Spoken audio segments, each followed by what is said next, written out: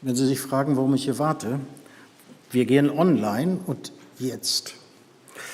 Einen schönen guten Abend und herzlich willkommen zu diesem besonderen Abend einer gemeinsamen Veranstaltung der Deutschen Kommission Justitia et Pax und der Katholischen Akademie. Mein Name ist Jörg Lühr, ich bin der Geschäftsführer der Deutschen Kommission Justitia et Pax und habe das Vergnügen, diesen Abend zu moderieren und uns ein wenig dadurch zu führen. Die katholische Kirche und die Sklaverei, ein verdrängtes Kapitel Kirchengeschichte zwischen Beteiligung, Leugnung und Widerstand. Wie kommt es zu einer solchen Veranstaltung? Die Deutsche Kommission Justitia et Pax, eine Einrichtung der Bischofskonferenz und des Zentralkomitees der deutschen Katholiken, gleichzeitig Teil eines weltweiten Netzwerkes von Justitia et Pax-Kommissionen in fast jedem Land der Welt, mit einem zugehörigen Dikasterium in Rom, befasst sich seit einigen Jahren intensiv mit der Frage des Umgangs mit dem kolonialen Erbe, Colonial Heritage. Das ist so in Deutschland eine der noch unter bestimmten Fragen. Und wenn man sich damit befasst, kommt man früher oder später notwendigerweise zum Thema der Sklaverei.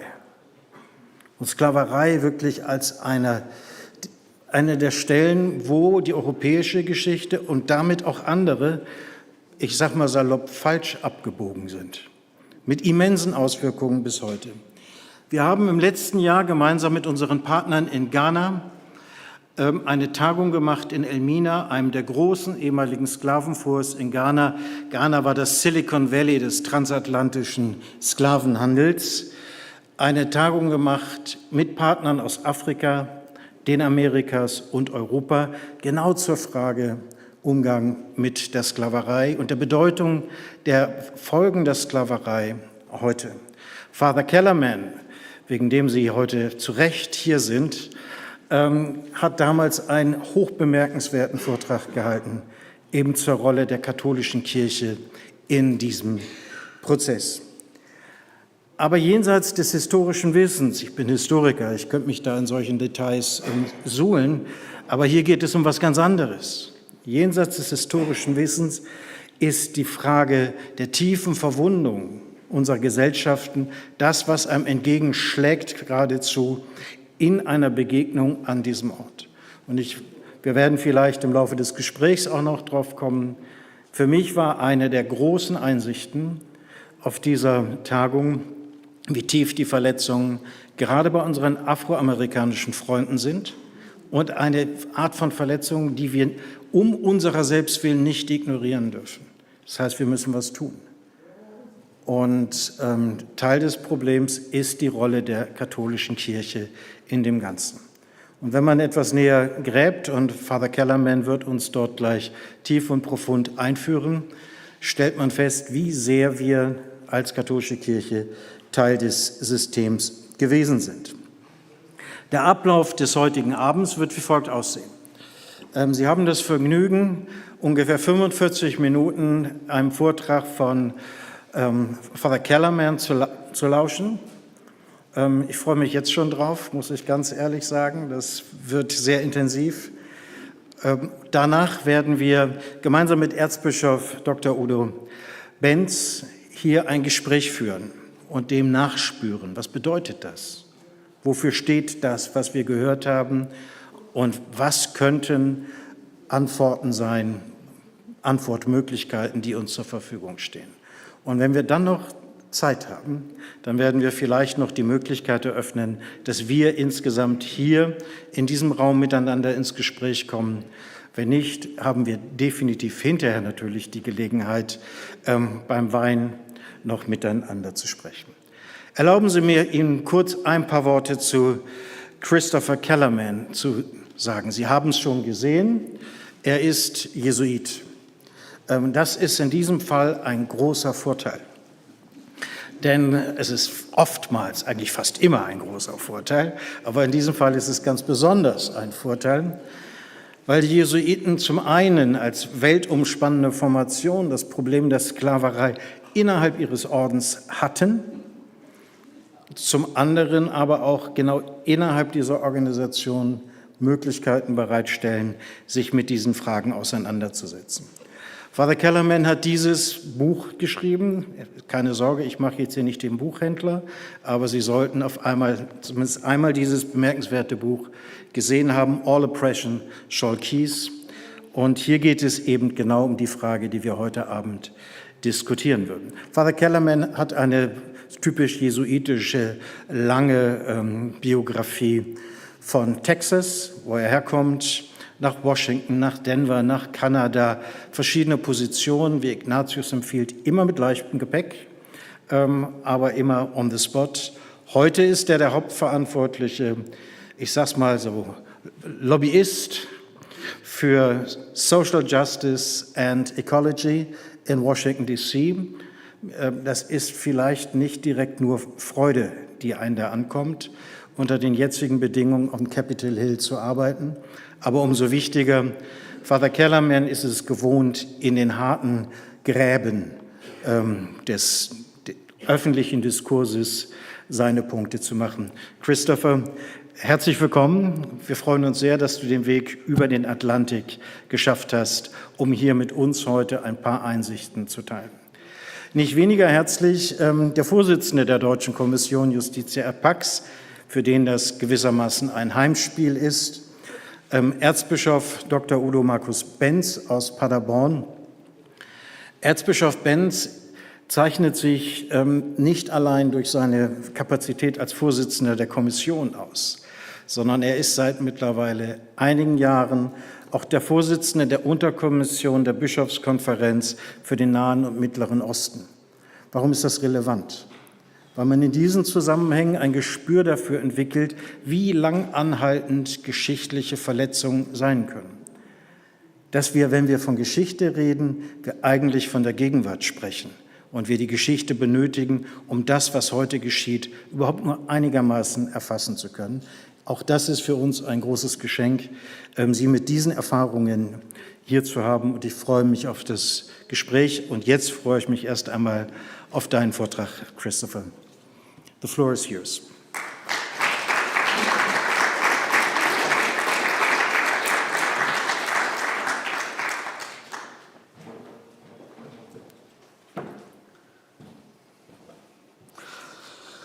Thank you so much, Jörg, and thank you to the Catholic Academy for sponsoring this event, and thank you to all of you for being here this evening.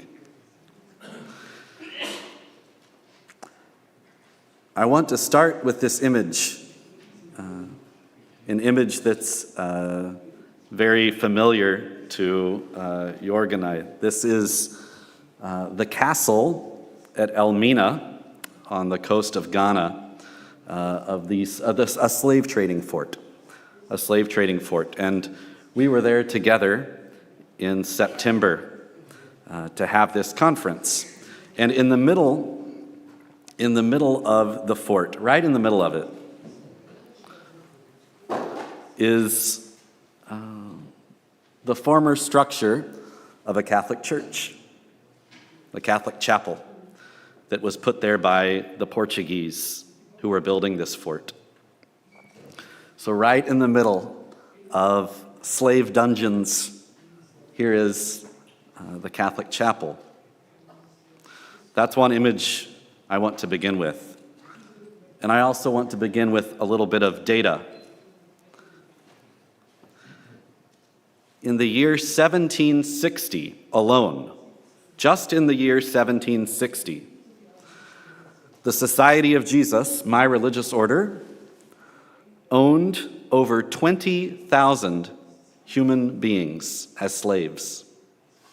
Over 20,000. And notice here, the very, very bottom that says England, Maryland Farms, that's the United States. We had 192 slaves the U.S. Jesuits did at that time. You may have heard of the Georgetown Jesuits and the slaves that were sold there. Notice how small that is compared to the Society of Jesus in Brazil, over 5,000. In Peru, over 3,000. France, Quito, Chile, And this is only in 1 year, right? Only in 1 year. So the question is, how did this happen? How did this happen? And to understand that, we have to go back, way back in time, and talk a little bit about slavery in the ancient world. In the ancient world, slavery is very widespread, and we see it in the Old Testament, in the Hebrew Scriptures, right? Abraham is a slave holder. Abraham and Sarah are slave holders, and they use Hagar, their slave, as property, as sexual property. We see in the law of Moses certain regulations for slavery. And there's a separate set of regulations for a Hebrew who becomes enslaved to another Hebrew versus legislation for a foreigner who becomes enslaved to a Hebrew. And the protections for the foreigner are almost none. And they are to be owned perpetually and passed down from generation to generation.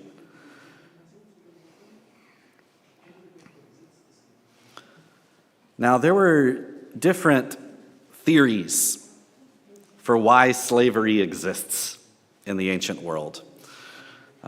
In the Old Testament, we see it as, to some extent, as a result of sin, with the story of the first time slavery is mentioned is when Noah curses his grandson, Canaan, with slavery because Ham, Canaan's father, uncovers the nakedness of Noah after the flood. So maybe we get a sense that because of sin, slavery exists in the world. Aristotle has this theory that some people are naturally built to be slaves. Their bodies and their minds, they show us that they're meant to be slaves. The way that he described it is that maybe they have very strong bodies and maybe in fact they're smart, but they don't have a lot of energy, they don't have a lot of will to fight back. And he says, so these are natural slaves. In the Roman Empire, the philosophers and legislators of the time completely disagree with this. They say there's no one who is naturally built to be a slave. We are all by nature free. But people become slaves. And Rome is just fine with that. And there are 3 ways in the Roman Empire that someone can become enslaved to a Roman. Okay? A Roman can never become a slave. It is illegal. It is impossible. And not just Roman citizens. Anyone who is free in Rome can never become a slave. That is a big part of their law. But there's 3 ways in which a foreigner can become enslaved to a Roman. The first is capture during war. The second, being born to an enslaved mother.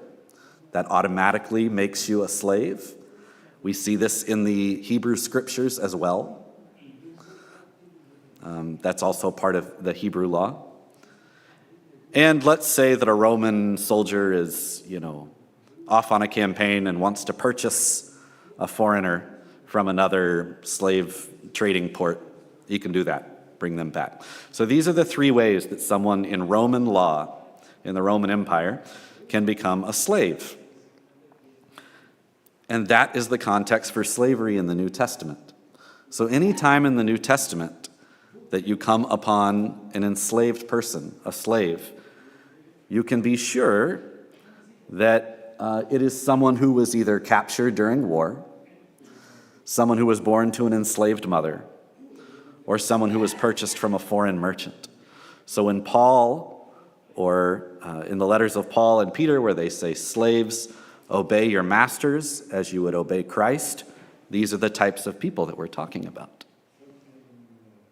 Right?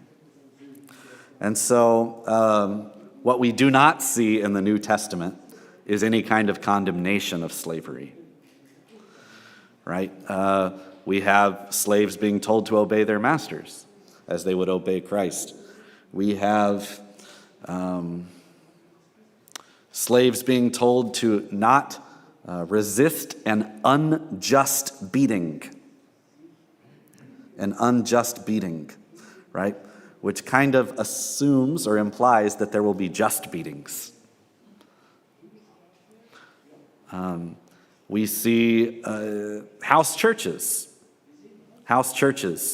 that have slaves in them, and everyone's receiving the Eucharist, right? No one's being denied communion for being a slaveholder, because slavery seems to be accepted.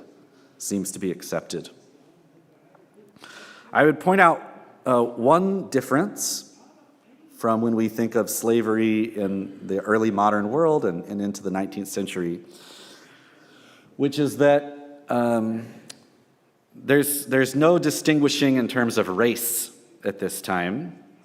An enslaved person in the Roman Empire might be black, they might be white, any skin color. So that's not a distinguishing element, but they are all foreigners. So being a slave is linked with being a foreigner. So it's not quite race, but it's something similar, right? There's a similar connection there. And I should mention that everything we've been talking about so far is chattel slavery. The word chattel simply means movable property. Movable property. So I can sell you this and you can take it home. This is chattel. This is chattel, right? If you're an enslaved person and I can sell you to somebody else, you are a chattel slave. You are owned as property and can be moved, as opposed to land, right, which is not chattel. Or a serf, if you've ever heard of serfdom, right? They were connected to the land. So they weren't chattel. They couldn't be sold and moved. But this was all chattel slavery. So now we're going to very quickly move through the centuries. In the Middle Ages, we see the church continuing to practice slaveholding and to defend it and to put it into our law. The church very much relied upon Roman civil law, the law of the Roman Empire, to guide its own law in Christian countries and to guide some of its canon law. The two would often supplement one another. And so what we will see is that slavery is defended by the popes and by major theologians. For example, Pope Leo the Great. He firmly accepts slavery and in fact makes a law that slaves should not be able to become priests because he says that they would sort of soil the state of the priesthood if they were to become priests. Pope Gregory the Great, doctors of the church, right? Pope Gregory the Great was a slaveholder himself, and he gave slaves to friends as gifts, including children.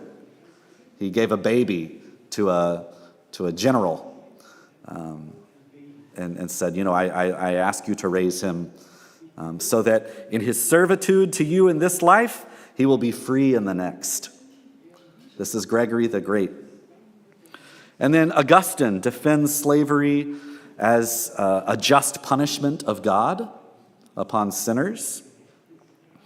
And so for Augustine, and if you've ever read certain translations of Augustine's Confessions, bring it out more than others.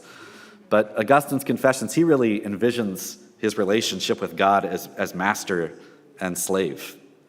And he will talk about God whipping him when he runs away. So really, this is very much central to Augustine's idea, slaveholding. And Aquinas, St. Thomas Aquinas, great medieval theologian, he will defend slavery, very much sticking to Aristotle.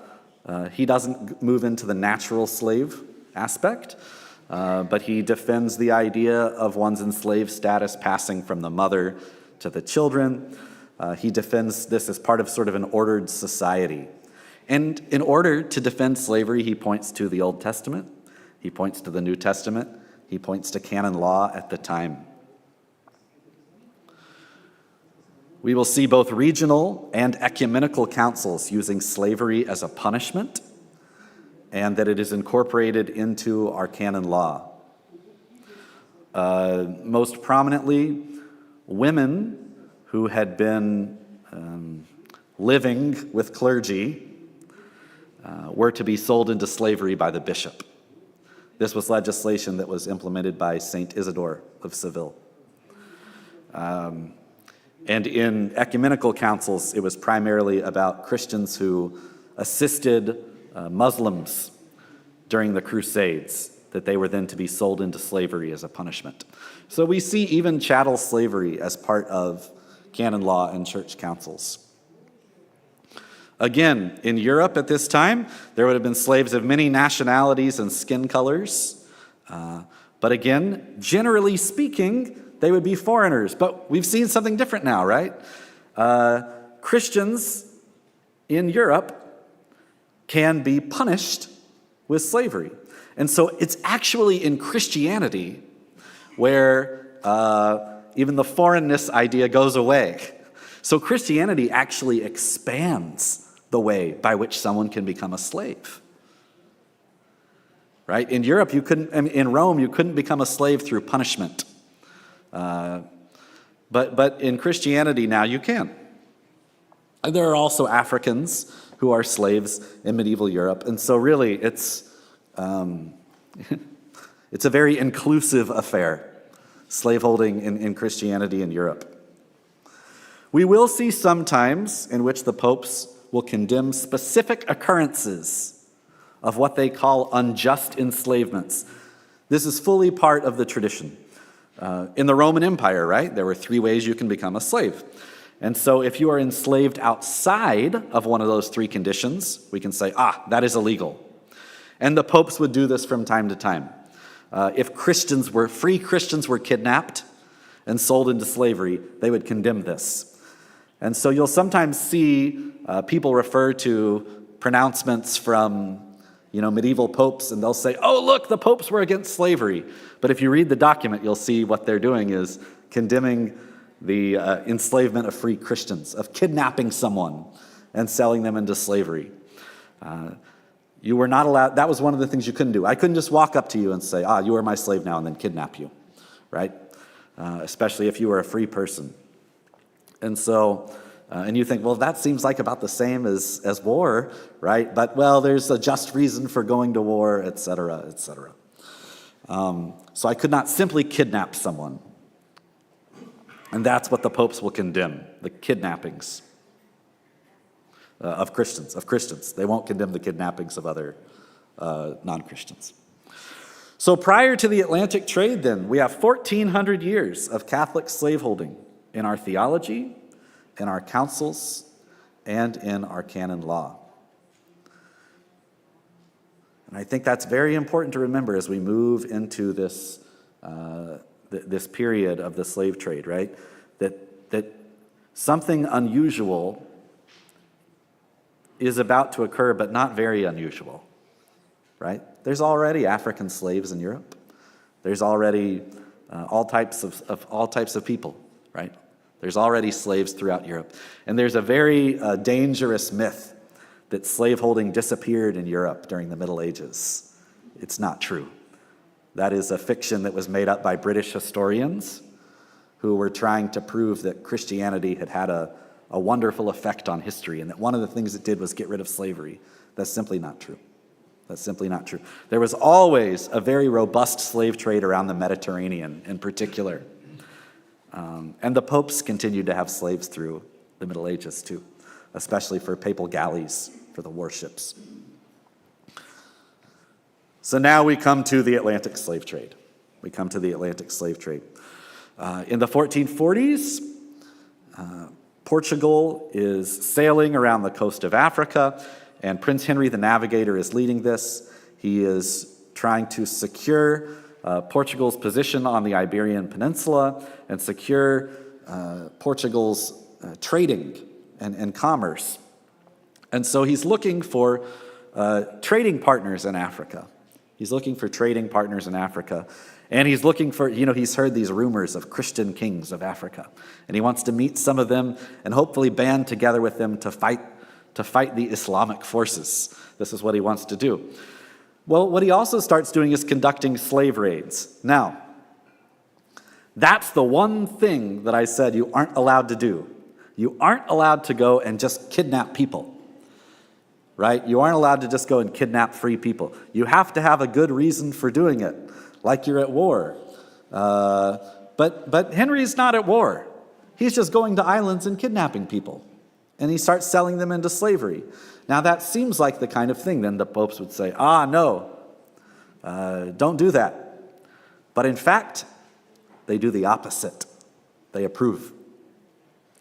So in 1452 and 1455, Pope Nicholas V explicitly gives Portugal the right to take all lands and possessions of non-Christians. Now, he's not moving into heresy in this space. He's using a very specific minority view in canon law at the time that due to Christ's being king of heaven and earth, anyone who's non-Christian doesn't really own their land. And so Christians can dispossess them of that land and take it. If you've ever heard of the doctrine of discovery, these are the documents in which there's a theological connection. There's a theological connection here. So Nicholas V says, well, you can go to war and take all their lands. And naturally, if you're going to war to take those lands, then you can conduct slavery. You can take people and enslave them because you're doing a just war for Christianity. So you can enslave all the people that you meet, and he gives them exclusive trading rights with Africans, including buying slaves. Really, that's to push Spain out. This is a totally political thing. Except he's using the language of Christianity, right, to do this. In fact, he refers to his apostolic authority when he makes these two pronouncements, and invokes the wrath of Peter and Paul upon anyone who opposes it. So these are papal bulls. These are very high authority in which Nicholas V gives this disturbing approval. And then 3 popes renew it explicitly. 3 popes will explicitly renew this approval.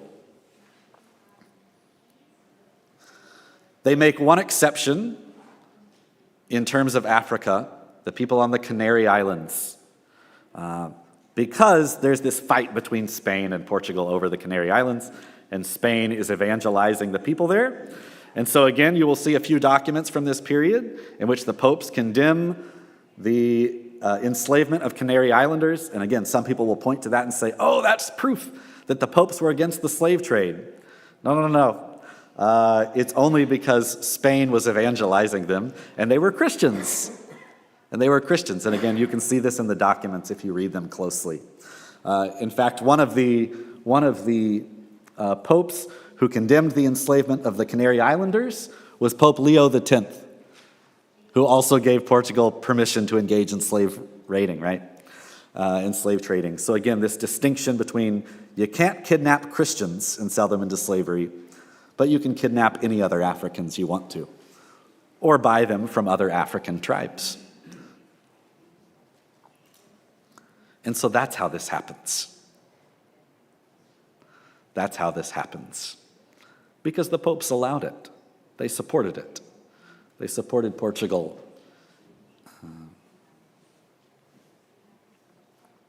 And that begins the Atlantic slave trade. In 1501, Spain will buy enslaved Africans from the Portugal and ship them to the New World for the first time. And then, of course, more and more countries will become involved in the slave trade in some way. And by 1866, 12.5 million Africans are forcibly placed on ships to Europe or to the Americas. Only 10.7 million will survive that initial journey. The others die due to mainly disease, but also suicide and homicide, but primarily disease. And of course, canon law, scripture, Roman law, children of enslaved women are considered slaves themselves. And so there are far more victims of the trade than just those 12.5 million. There's millions and millions more. Millions and millions more. Now, it would be very nice if we could say, well, those were different times. Nobody knew it was wrong back then. Nobody knew slavery was wrong. What's the big deal? Why are we talking about this? Well, that's not true. That's not true. These are all people before the Atlantic slave trade who argued that slavery was wrong. The opponents of Aristotle, to whom he makes this argument of natural slaves, they believed that slavery was wrong. He says he knows some of them. So there are people in Aristotle's time who argue that slavery is evil. The Essenes and the Therapeutae, we learn from Philo, were against slavery for religious reasons because they believed that all people were brothers and sisters of God, were children of God, and therefore brothers and sisters of one another, so slavery should be wrong. St. Gregory of Nyssa is our only church father that we know of who opposes slavery. He preaches homilies against it. But all the other church fathers in their writings defend slavery, except for Nyssa. There's an abbot named Smaragdus who writes to Louis the Pious, the son of Charlemagne, and says we should forbid slavery in the kingdom. The Carolingians aren't about to do that. And then in the medieval period, though I mentioned that Aquinas defended slavery, St. Bonaventure also defended slavery, but Blessed John Duns Scotus, he's the one medieval theologian who says that it's morally evil. He calls it monstrous that any Christians would be involved in this. And so it's just not true to say that nobody thought slavery was wrong back then. It's documented to be false. There were people that thought it was wrong. But Christianity and the church chose a different path. We chose a different path. Now, likewise, in the slave trade itself, we start having people protesting the trade. Now, first and foremost, we see the enslaved people protesting their enslavement, right? And we see them rebelling, we see them fleeing, protesting, telling their stories. We see enslaved Catholics, so the first baptized enslaved people, and also many of the Congolese who were already Catholic are rebelling this, and they're even arguing to the Portuguese king that they should be freed, right? And so there's also this terrible argument that you hear sometimes, especially in the United States we hear this, that, oh, the slaves, they didn't mind. They were happy. They were happy to be slaves, and they had Christian masters. And so it was a very nice life for them. No, again, we have documents showing the opposite, right? People did not like being slaves. It was never fun. It was never nice to be a slave. Some clergy pay attention and listen to them as they are protesting this. And a few, they won't say that slavery is wrong altogether, but they will say that the Atlantic slave trade is operating unjustly. That according to the rules of the church and law, there's something wrong with this Atlantic trade. It's not right. It's not right. They say too many people are being kidnapped. They say that because of European economic demands, African tribes are going and simply kidnapping they're starting wars against other African tribes simply in order to get slaves to meet the European demand. And they'll say, well, the popes couldn't have envisioned that. Couldn't have envisioned that, right? They'll argue that the conditions on the ships are terrible and that therefore this slave trade is unjust. They'll argue about harsh labor, etc. The first European that we know who does this is Father Bartolomé de las Casas in 1547. He at first is okay with the slave trade. He's okay with the Atlantic slave trade until he researches it and comes to believe that the Portuguese don't have a right to be doing what they're doing. And he has to basically ignore the pronouncements of the popes to do this. He even at one point says, well, the Portuguese said that the popes allowed them to do this. I don't know if that's true, he says. Right? Though they couldn't have meant this would be okay. So he has this conversion of the intellect and starts fighting against the slave trade. We have Father Domingo de Soto in 1553 writing against it. We have a Portuguese priest, Fernando Oliveira, in 1555, a Spanish priest in Mexico, in New Spain, Albornoz, in 1573.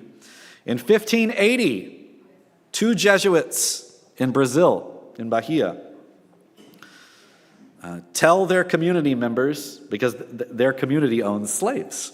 The Jesuit community in Bahia owns slaves. And they tell their community that they must get rid of all these slaves, and that everyone in Bahia must get rid of their enslaved people because the slave trade is operating unjustly. Right? They're not full abolitionists. They don't think slavery itself is wrong, just that the slave trade is wrong, this slave trade. And they say they will not absolve anyone in the confessional who is a slaveholder and will not give them communion. That includes their Jesuit brothers in the community. And so it's a very bold move. The superior of the community does not like this very much. He calls Rome and says, here, you come down and judge this. And the Jesuit curia removes them from Brazil, from their ministry, and takes them back to Spain and Portugal. And Jesuit slaveholding continues. They made this decision after consulting with a group of theologians who defended the right of these priests to have slaves.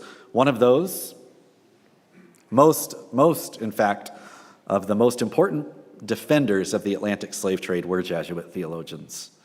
The most important of these was Molina. If you've ever heard of the theologian Molina. If you're a big nerd like me, then you know that Molina's biggest contribution to theology had to do with nature and grace, and how does God decide who to give grace to, and that's what he's most famous for. But Molina was a very respected theologian at the time, and he writes the first full-length analysis of the Atlantic slave trade. He publishes it with the permission of his superiors, including the superior general of the Jesuits. He receives the imprimatur, and in it, he says, yes, it is true that some Africans are being simply kidnapped by other Africans and sold into slavery.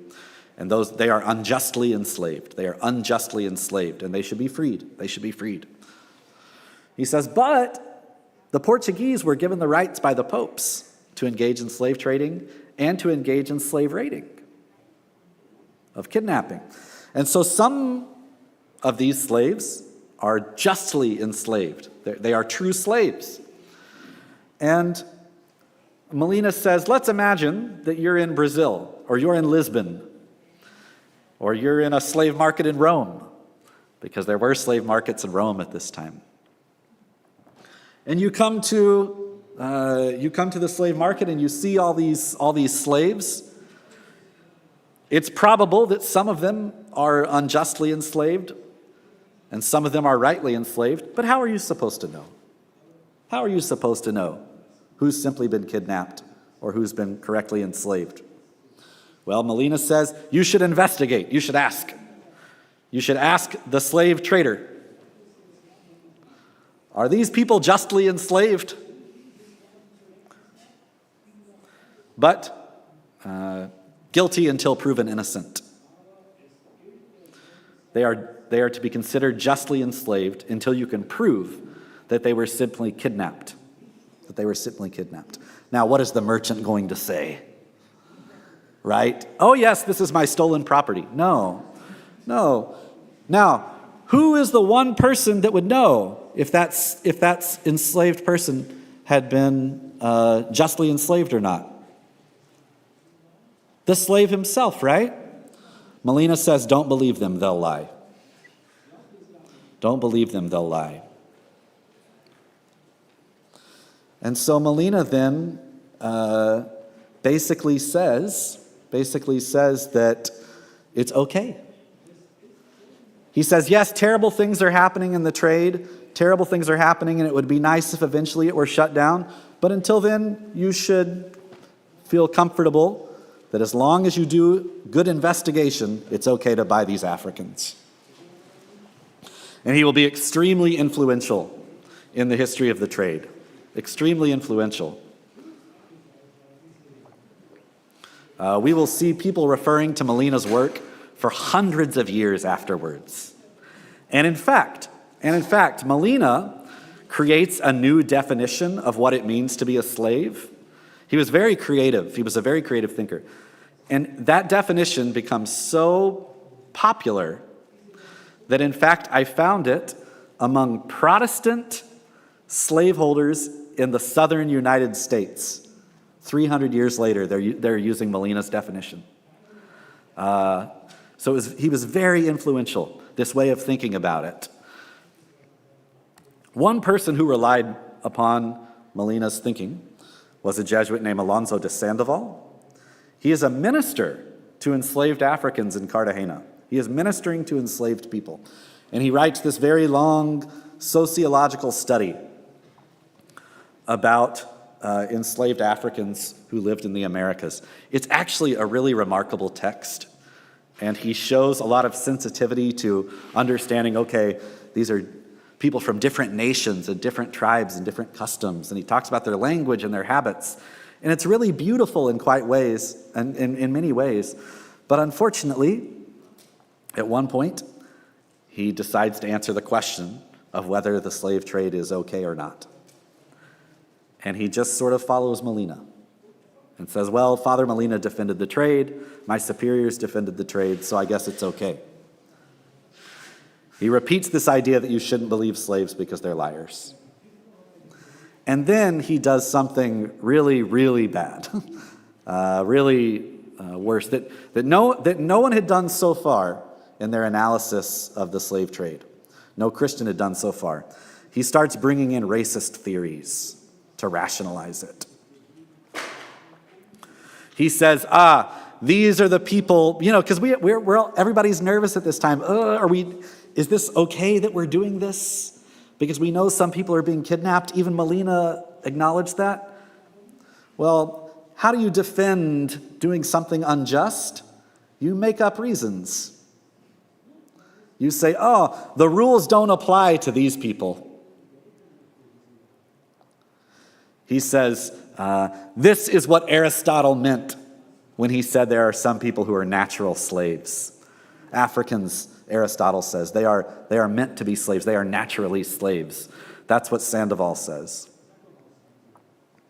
Sandoval says that these are the descendants of Ham and Canaan who were cursed by God.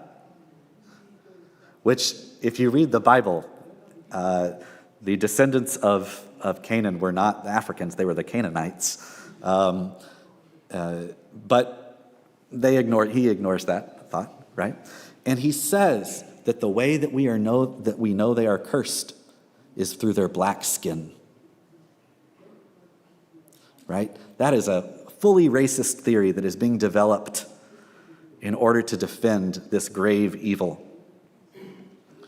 So it's really it's a terrible thing that Sandoval defends this. He's a minister to these people, right? He's a minister to them. And his disciple and replacement in his mission here to the Africans is St. Peter Claver. Now, Peter Claver is not quite what we may think of him.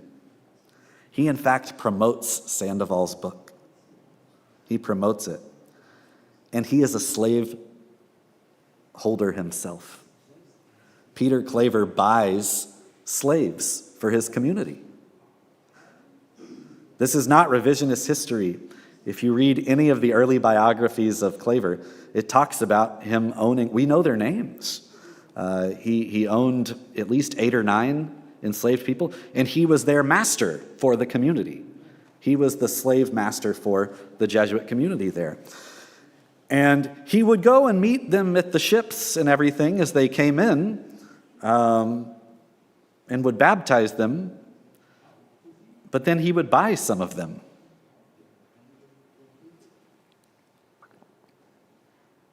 He was at times violent and threatening and shaming. He would beat them. He would encourage ones that had run away to turn to their masters with the threat of eternal ruin if they didn't. Because Molina and others had said at this time that running away from your slaveholder is a mortal sin. That running away from your slaveholder is a mortal sin. That was part of the Jesuit theology at this time. And Claver carries all of that out, right? Now, this is very important to note.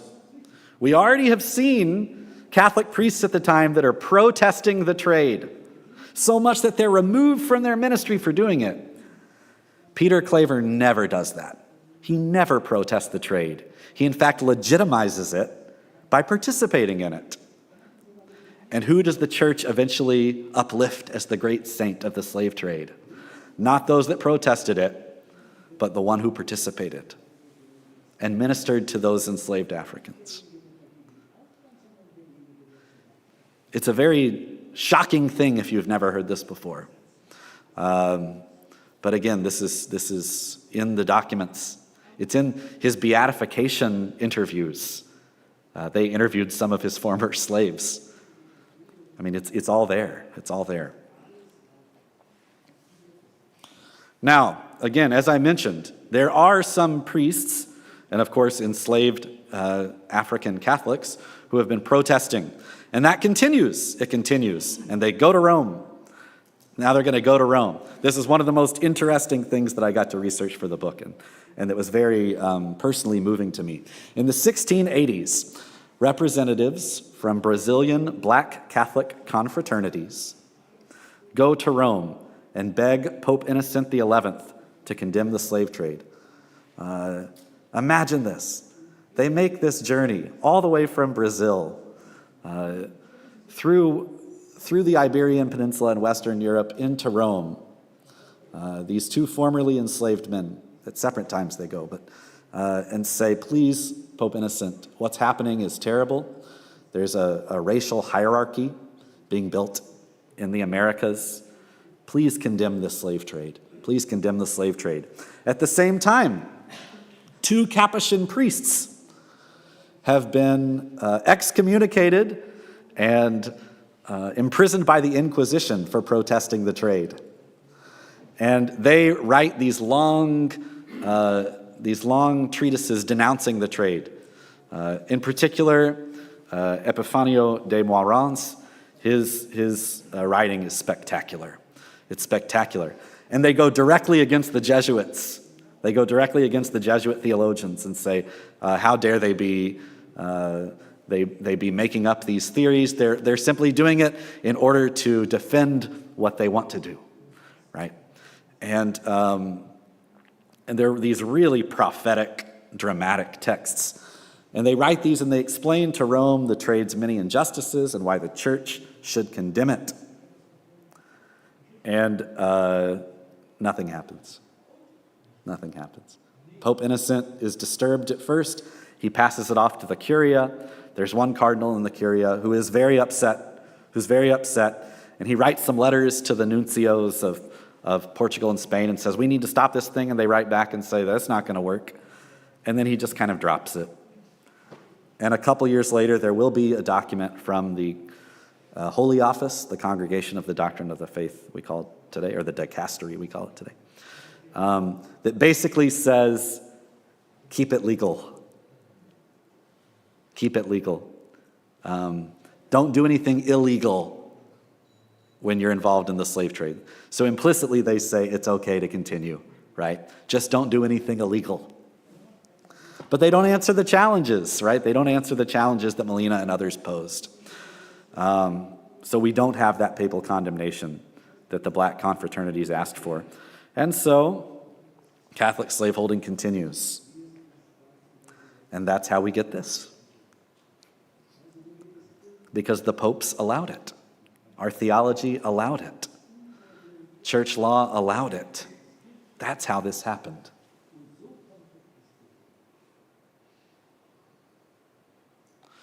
Just as a reminder here, again, people often think of black slavery as a United States issue, right?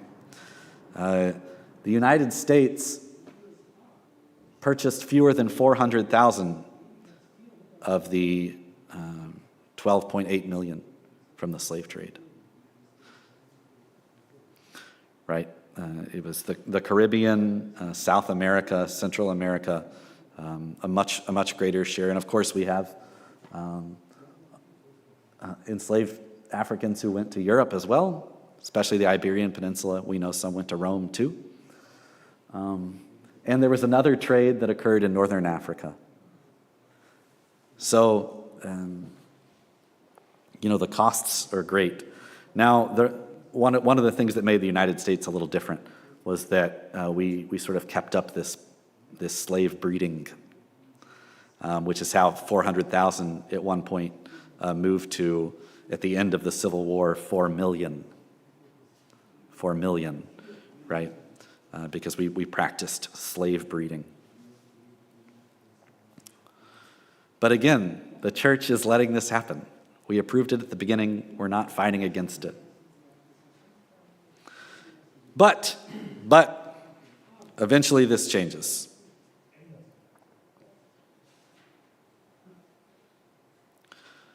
In the 1800s, abolitionism is strengthening in Europe, including among some Catholics.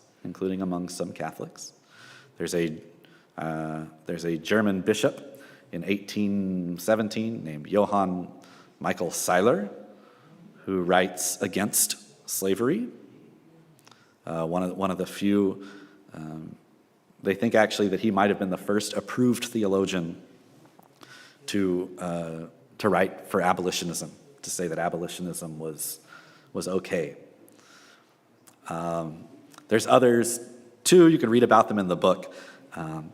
And in 1839, Pope Gregory XVI will condemn, at the request of Great Britain, he will condemn the Atlantic slave trade, but not slavery itself. So he does a little bit of what Las Casas did. He doesn't say slavery itself is bad, but he says that this slave trade is operating poorly, is operating badly. He doesn't say that anyone needs to free their enslaved Africans, okay? But he says the trade itself must stop. So he basically does what Britain and the United States have already done. Because in the year 1808, Britain and the United States banned participation in the slave trade. But they don't ban slavery itself, including in their own territories. And so Gregory basically does what the US and Britain have done. But he also falsely claims that the church has always been against the African slave trade.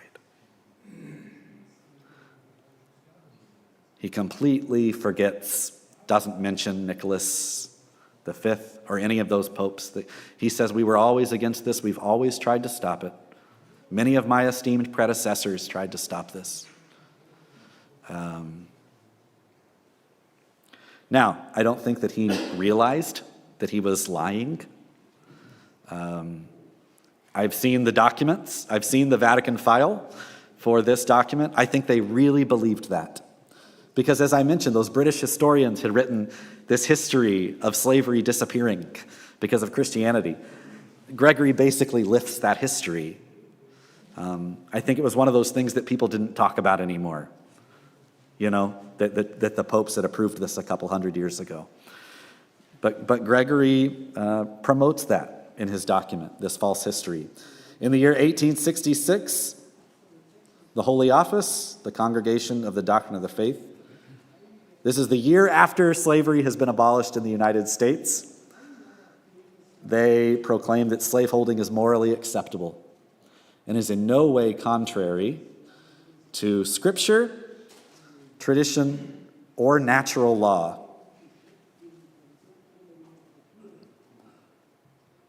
That is in no way contrary to natural law, Scripture, tradition.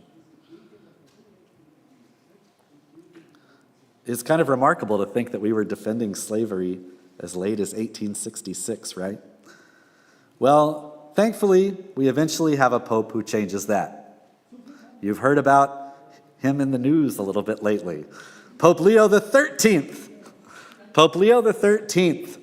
We know that Pope Leo XIII, when he was simply a bishop, he already was an abolitionist. He had written against slavery.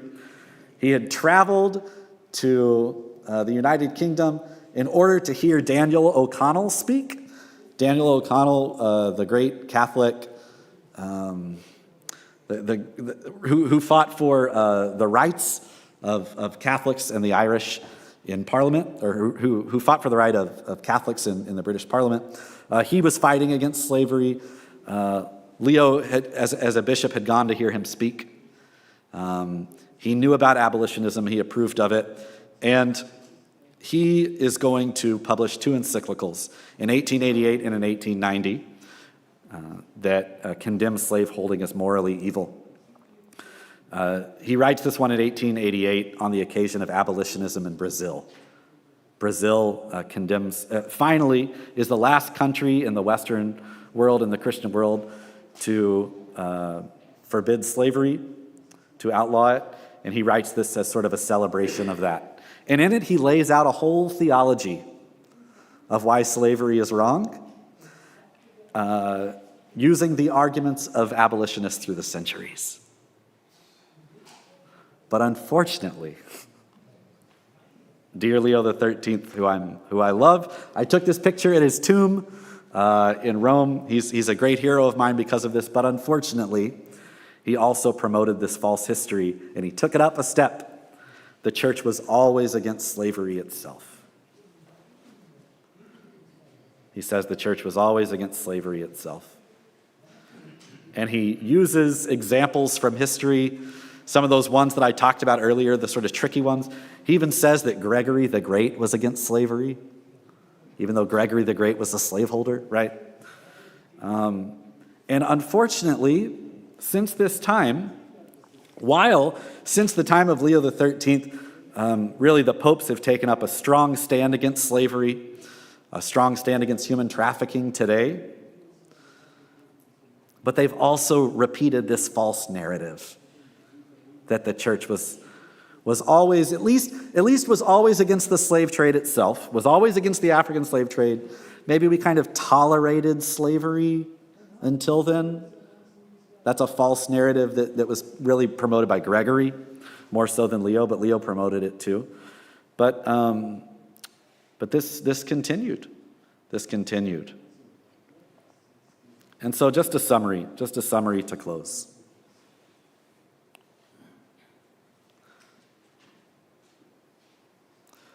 Our popes authorized the beginnings of the Atlantic slave trade, the African slave trade, and did not withdraw that authorization until nearly 400 years later. The trade caused millions of deaths, stolen labor and lives, physical and sexual violence, and a long legacy of inequality. But in the 19th century, papal documents rewrote the historical narrative to make it seem as if we had always been against slavery, changing the teaching while also changing the narrative. And we still have not reckoned with this history as a church. We've never admitted in any formal way that we were involved in the slave trade, that we approved of the slave trade, or that we changed this teaching and the narrative on it. And so we still need to reckon with this history today. Thank you.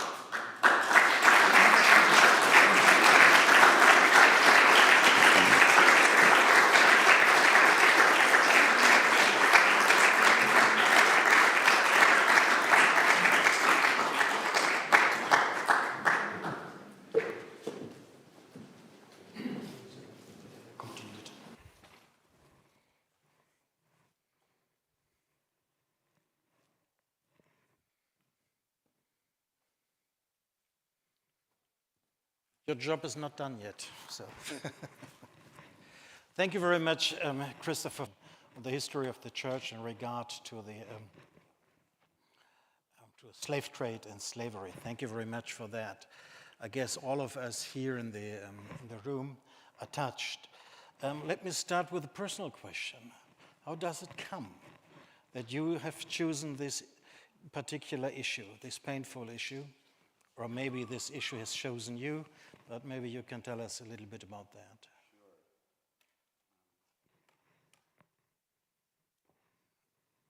Yes. Even as a child, I was very interested in the United States history with slavery. I found it very baffling and wondered how, as a Christian nation, we could have done this.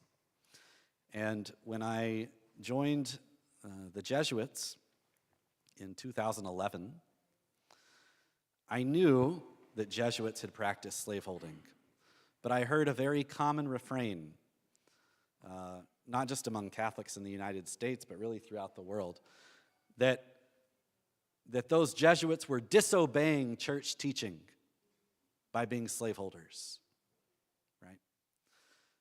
That was the popular thing that we heard. And then what can you do? You can say, oh, well, people always do that. People disobey church teaching today.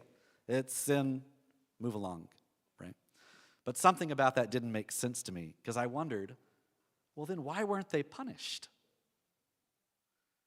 Right? We know that popes would put whole cities and countries under interdict.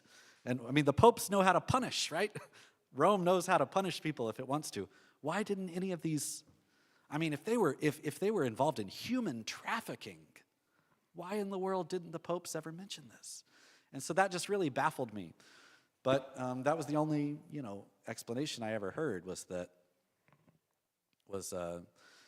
this false narrative that it was just disobeying. And there's in fact still books being published today by apologists that carry this false narrative and just ignore everything that I told you they just ignore everything that I told you there. And they say, no, the church could not have done that. The church couldn't have been wrong. The church couldn't have approved of slavery. It couldn't have changed its teaching. And so it's a very wide narrative today, very popular narrative today. As I said, even the popes, recent popes, have promoted it to some extent. And so this really bugged me. And then when I got to theology studies, I decided I'm finally going to investigate this. And so I wrote every paper for every class on slavery, and I became very obsessed with it. And that's what led to this book. Thank you very much. So it's not just a distant scientific issue. It's a very personal affair for you. Herr Erzbischof, Sie haben diesem Vortrag zugehört. Ich saß neben Ihnen. Ich konnte förmlich an der Körpersprache spüren, dass Sie das bewegt. Was bewegt Sie, wenn Sie diese Geschichte hören, diese Reflexion? Ich will zuerst einmal ein Bekenntnis ablegen, dass ich sagen muss, seit ich mich mit dem Thema beschäftige, und das ist noch nicht so lange, seit ich mich vorbereitet habe auf diesen Abend und auf diese Veranstaltung, hat sich da eine Grundhaltung oder ein Bewusstsein verändert, weil im ersten Augenblick, ganz ehrlich gesagt, dachte ich, okay, ein spannendes Thema, okay, aber ein Exotenthema, haben wir nicht viel schwierigere, viel wichtigere, viel herausfordernde Themen als die Sklaverei und katholische Kirche und die Geschichte dazu. Und ich habe dann in der Beschäftigung mit dem Buch, mit den Themen ganz, ganz viel gelernt und möchte zunächst einmal Father Kellerman wirklich auch ganz herzlich danken für meinen Lernprozess mit dem Buch, für meinen Lernprozess in der Vorbereitung auf heute Abend, aber vor allen Dingen auch jetzt noch einmal diese Eindrücklichkeit zu erleben in Ihrem Vortrag, zu spüren, wie, und das ist, glaube ich, schon so ein erster Gedanke, wie ein Jesuit über die eigene Geschichte spricht. Da spricht ja niemand sozusagen über die Jesuiten, sondern er selbst ist Jesuit und ist damit Teil auch dieser Geschichte. Und das Zweite, was hinzukommt, ich glaube, auch das ist deutlich geworden, der Fokus liegt auf Lateinamerika, aber er ist US-Amerikaner und auch in dieser Hinsicht Teil noch einmal dieser Geschichte und dann zu sehen, ein erstes und natürlich Katholik und Teil dieser Geschichte, ein erster Punkt zu sehen, wie es geht und dass es geht und notwendig ist, sich so mit der Geschichte auseinanderzusetzen, weil die Gegenwart davon kontaminiert, immer noch betroffen, in irgendeiner Form immer noch da ist. Das ist so das allererste. Wie ging es mir noch? Also es gibt so ganz viel, was mir durch den Kopf geht. Ich möchte zunächst mal, vielleicht können wir das ja auch den einen oder anderen Gedanken noch vertiefen.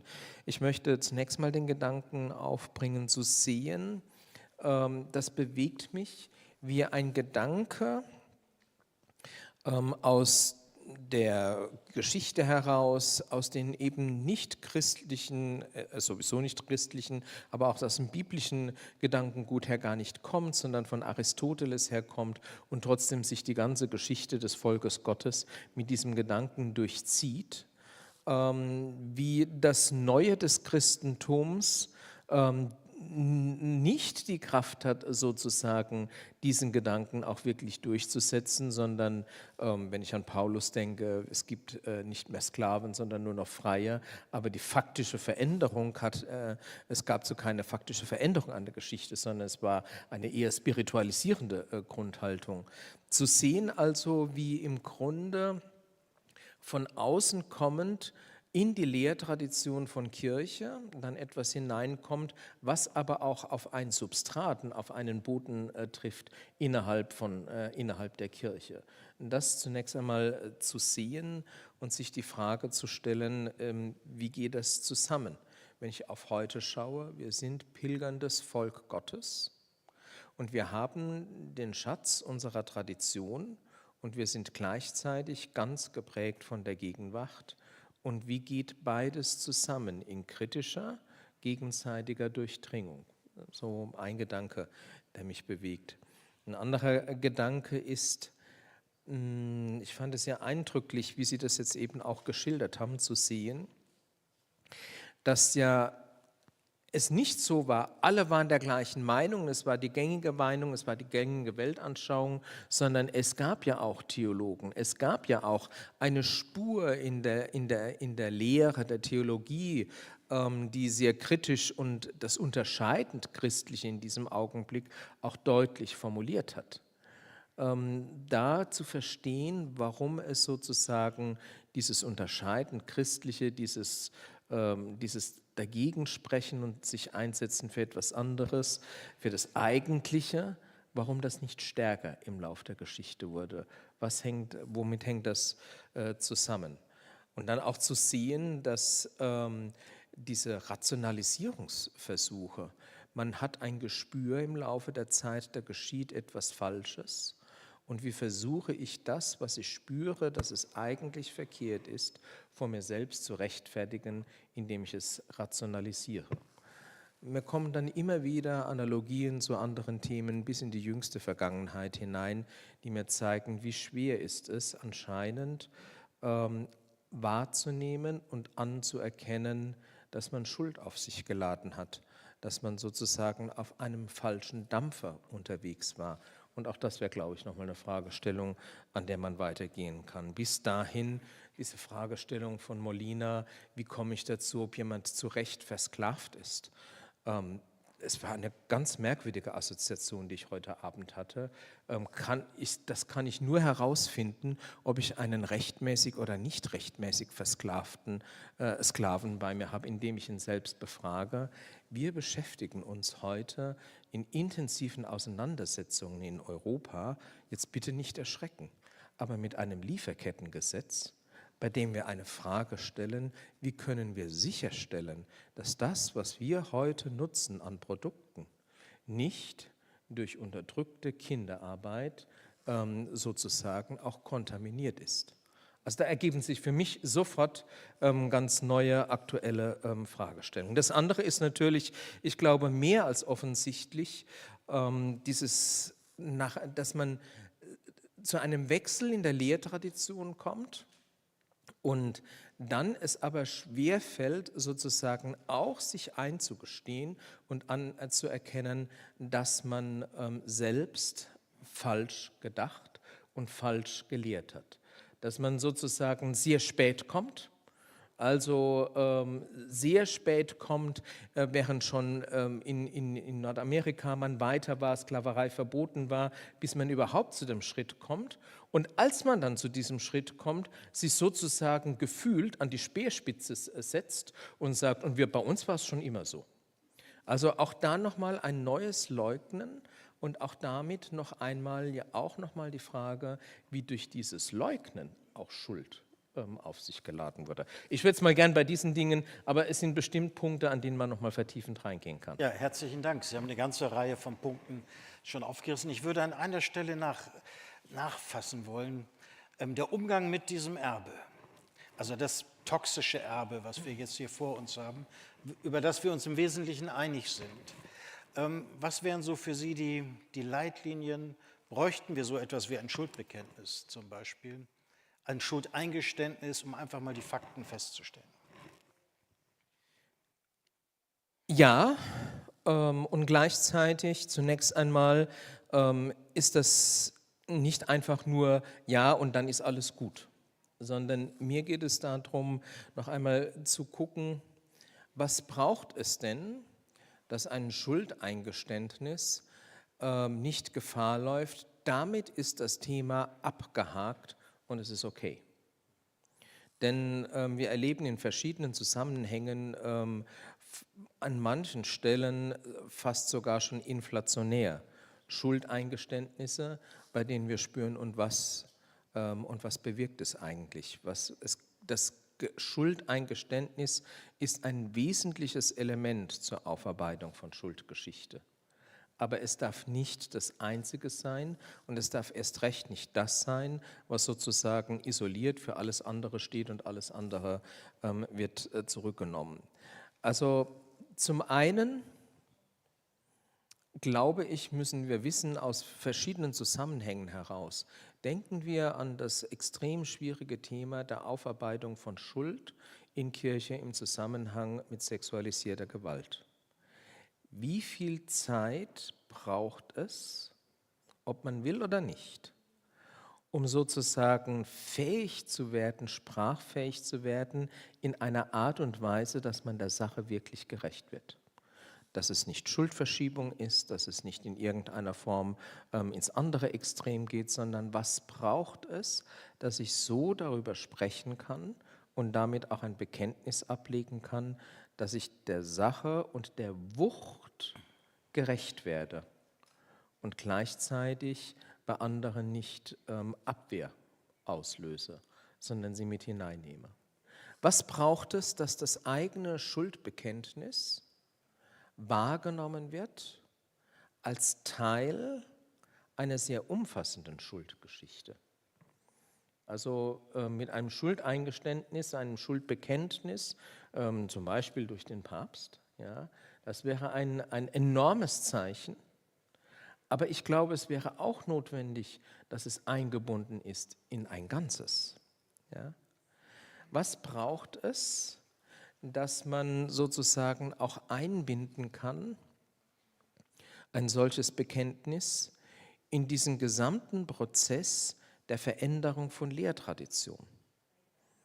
Also es muss sozusagen auch inhaltlich aufbereitet werden, wie es gelingt, dass Lehrtradition etwas gutheißt und zu einem bestimmten Zeitpunkt eine 180-Grad-Wende macht, wie das dann zusammengeht mit der Frage, verliert damit die Lehrtradition Autorität oder gewinnt sie nicht gerade dadurch Autorität, dass sie ein Bekenntnis und damit eine solche Kehrtwende um 180 Grad hinlegt?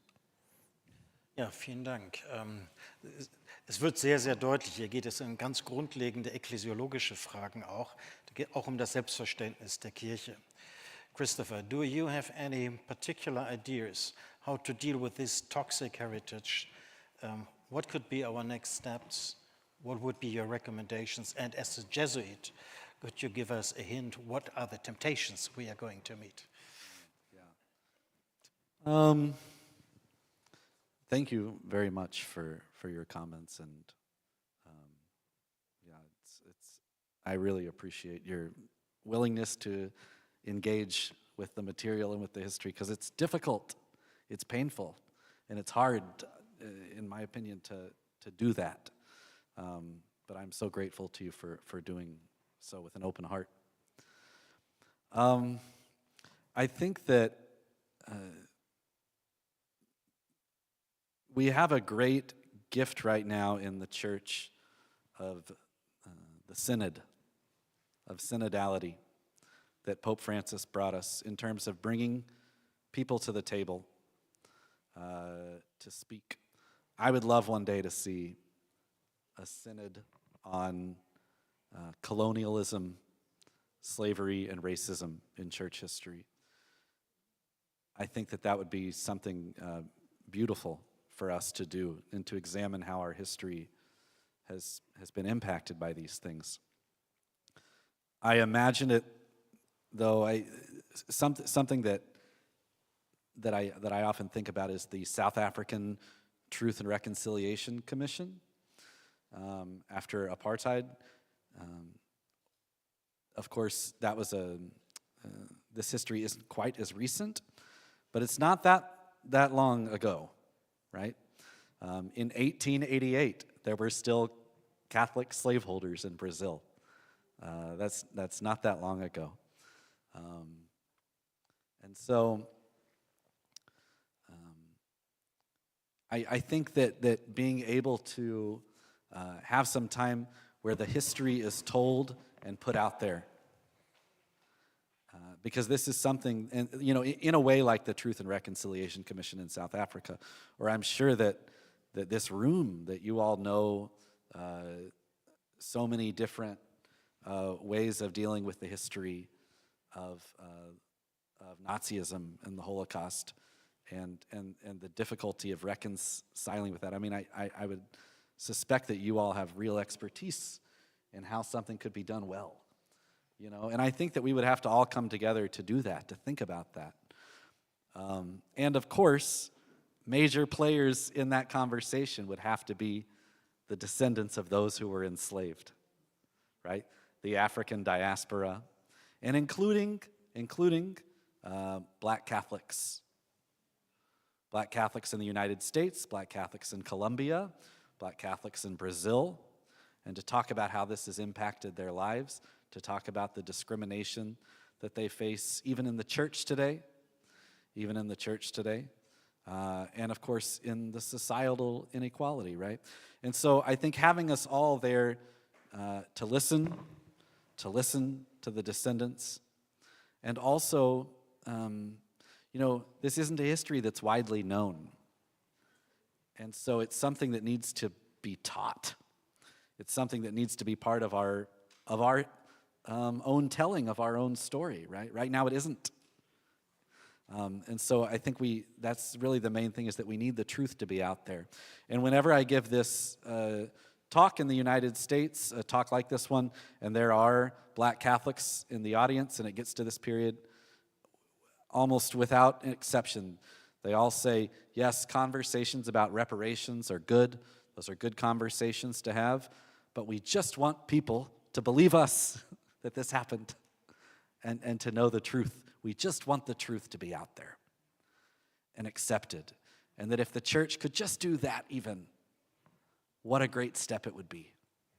What a great step that it would be. And I think the temptation is to,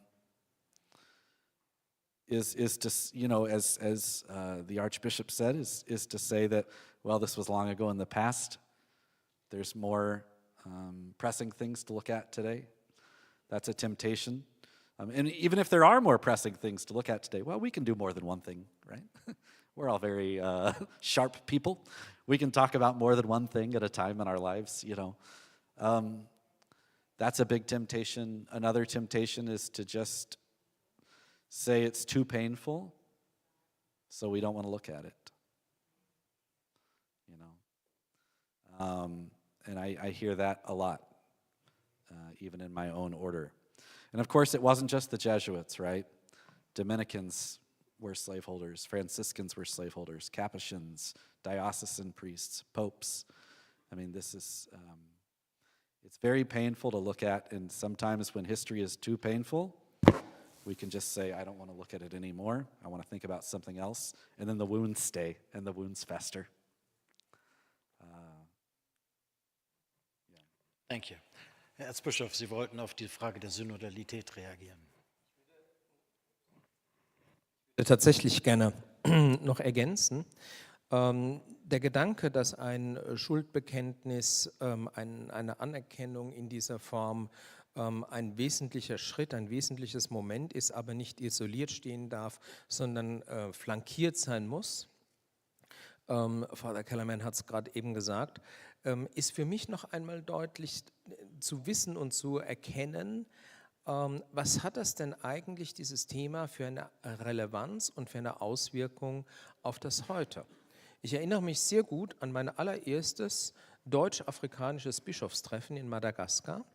Wir hatten über Themen die Entwicklung der Familie, Rollenverhältnis von Mann und Frau diskutiert, und in diesen Diskussionen gab es an einer Stelle fast etwas Disruptives, einen Ausbruch von einem afrikanischen Bischof, als es auch um die Gewährleistung und die Bewilligung von Projektvorgaben gab, mit welchen Auflagen Projekte versehen sind, dass wir Projekte fördern und unterstützen mit unserem Geld im Blick auf Frage nach Empfängnisverhütung und. Und ein Bischof dann plötzlich explodiert ist und gesagt hat, wir spüren in diesem Moment, in solchen Momenten, von bestimmten Hilfsorganisationen, dass es wieder euch in Europa darum geht, über uns zu bestimmen, wie wir zu denken haben.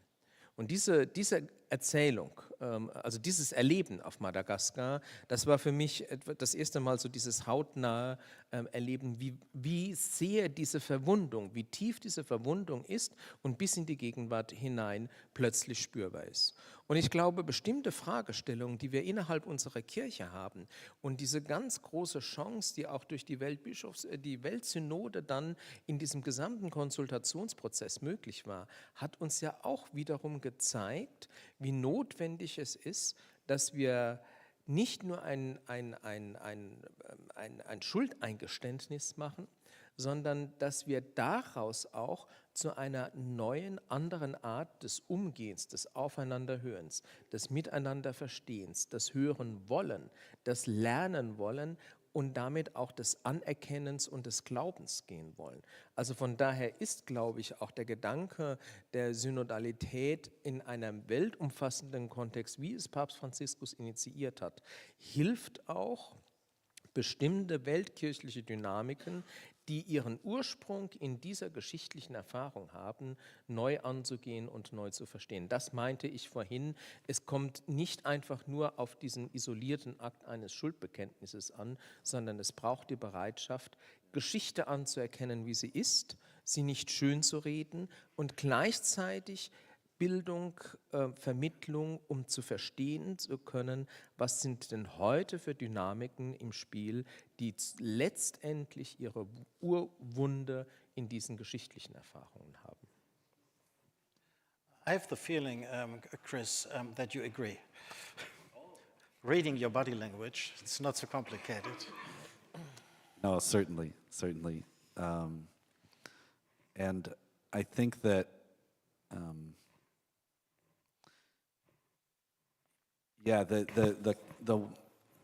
as you mentioned in terms of seeing this in the whole picture,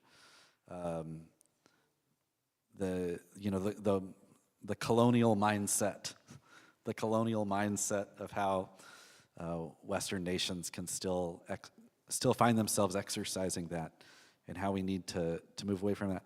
The way that the colonial mindset, I think, can impact even the church in our theology, right? Of maybe trusting European theology and the European theological tradition, but looking at, let's say, the Latin American theology with suspicion, or indigenous Catholics, and saying, Their images of Christ, oh, they're pantheist, you know, right? Oh, let's ignore Francis of Assisi and everything he said, because he was European. That was okay, right? I mean, there's a colonial mindset that we can get sometimes in the church that can be very dangerous. And so I think examining all that together, and again, and how it impacts the way that we do things today is very significant. And I like what you said earlier, Archbishop, about not just listening, but also having fertile ground in preparation to listen. Because it would be nice if in the history we were to have seen that anyone who ministered to enslaved Africans heard their stories and changed. But that's not true. That's not true. Peter Claver and Sandoval, they listened to the stories of enslaved Africans, and they didn't believe them, or they decided that they knew better, right? They knew better.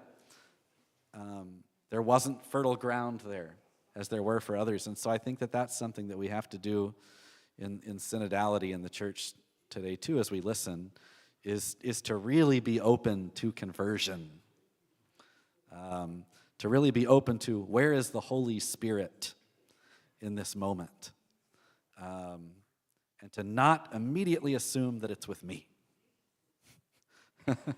And in the history of the church's teaching of slavery, seeing that there were times when the truth was not coming from the places that we were trained to look for it. But it was still there. It was still there.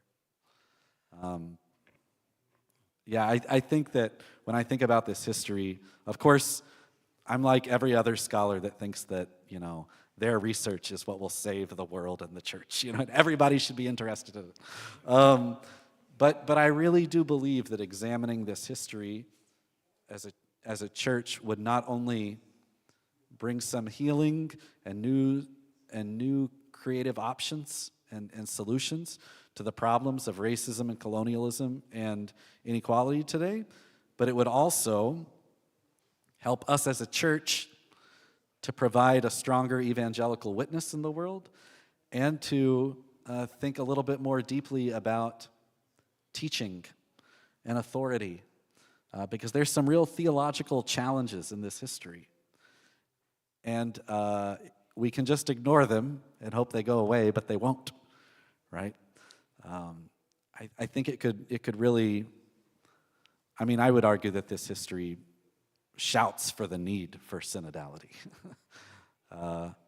Because it was a time in history when the theology of the marginalized eventually became the teaching of the church. And so this could maybe show us a way to get there. Thank you.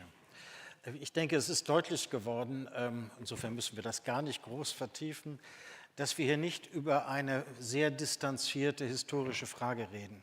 Wir reden nicht über die persischen Kriege, die sind auch interessant, aber die sind nicht prägend für die Situation heute, sondern es wird deutlich, wie viel Anwesenheit diese Geschichte heute hat.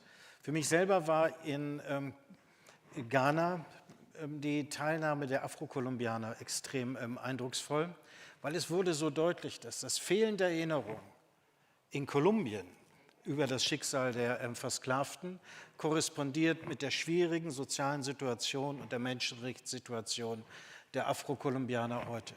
Hier gibt es einen Zusammenhang zwischen fehlender Erinnerung und Menschenrechtssituation, mit der wir da heute umgehen müssen. Aber bevor wir zu so einer Frage kommen, was ist der Zusammenhang zwischen dieser Erinnerung und dem Kampf gegen moderne Sklaverei, würde ich gerne mal eine konkrete katholische Frage platzieren. Herr Erzbischof, Sie haben ganz zutreffend und plastisch gemacht, es geht nicht einfach nur um eine Selbstentlastung mit einem Schuldbekenntnis, sondern es geht um eine tiefere Transformation und eine neue Form von Beziehungsgestaltung. Nun haben wir die Ikone Peter Claver, 9. September, der Apostel der Sklaven. Was machen wir damit? Wie gehen wir mit diesem, ich sage mal, sehr katholischen Erbe um? Haben Sie da Ideen, Ansätze? Also jetzt drücke ich mich ein bisschen, weil ich eigentlich gerne die Frage gleich weiterreichen möchte, zuerst einmal an den Jesuiten.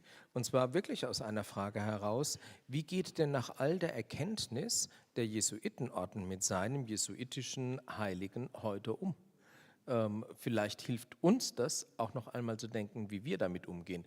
Ich drücke mich nicht davor, ich würde gerne erst einmal was hören, wenn es okay ist. Well, Father learning from Kellerman, the Jesuits is always a fine idea. So. I hope. I count on you. The truth of the matter is that the Jesuit order, the Society of Jesus, has not admitted this either. The Society of Jesus in the United States has tried to engage with its own history with slavery, and has connected with the descendants of enslaved people. We've done that on a local level, which I think is a good thing. It's a very good thing. But the Society of Jesus universally has not. And the Society of Jesus, its primary journal in Rome, I never pronounce it correctly, but La Civiltà Cattolica, a journal that we had in Rome, that we still have today in Rome. In the 1860s, we were defending slavery in the United States. It was really as late as then that the Society of Jesus was still condemning was still defending slavery. And after the assassination of Abraham Lincoln and the end of slavery in the United States, that journal, a year later, I think because people saw in Italy, Abraham Lincoln became like a big hero after his assassination, and people in Italy and in Rome just loved him and really thought of him as this great freedom fighter. The Jesuit journal then published an article saying that the Society of Jesus had always fought for the side of the slave. And it always shown the way through people like Peter Claver, who ministered to the enslaved people against the cruel Portuguese and Spanish masters. And that they even say that our theologians like Molina condemned the trade. So the Society of Jesus is just as much a part of this lie, and we've never dealt with it. We've never dealt with it. We've never admitted the truth about Claver. We've never admitted that we once had over 20,000 enslaved people at one time. And so there's a need for a true historical reckoning with us too. And I hope that one day we will. Peter Claver always sends the biggest shocks in an audience when I mention it. And there's, the Knights of Peter Claver in the United States is a very important association of African American Catholics, primarily African American Catholics. I'm also a member of the Knights of Peter Claver because I ministered at an African American Catholic parish for 2 years. And so I would want to ask them, what do you all think we should do with the legacy of Peter Claver, right? And Black Catholics in Cartagena, right? It's a very difficult situation. It's a very difficult situation. But at the end of the day, I also don't blame it all on Peter Claver, right? Because that still is a scapegoat. When the truth is, the superior general in Rome was allowing him to do this, and the Pope was allowing the superior general to do this, right? It was all part of a much wider context than just Peter Claver.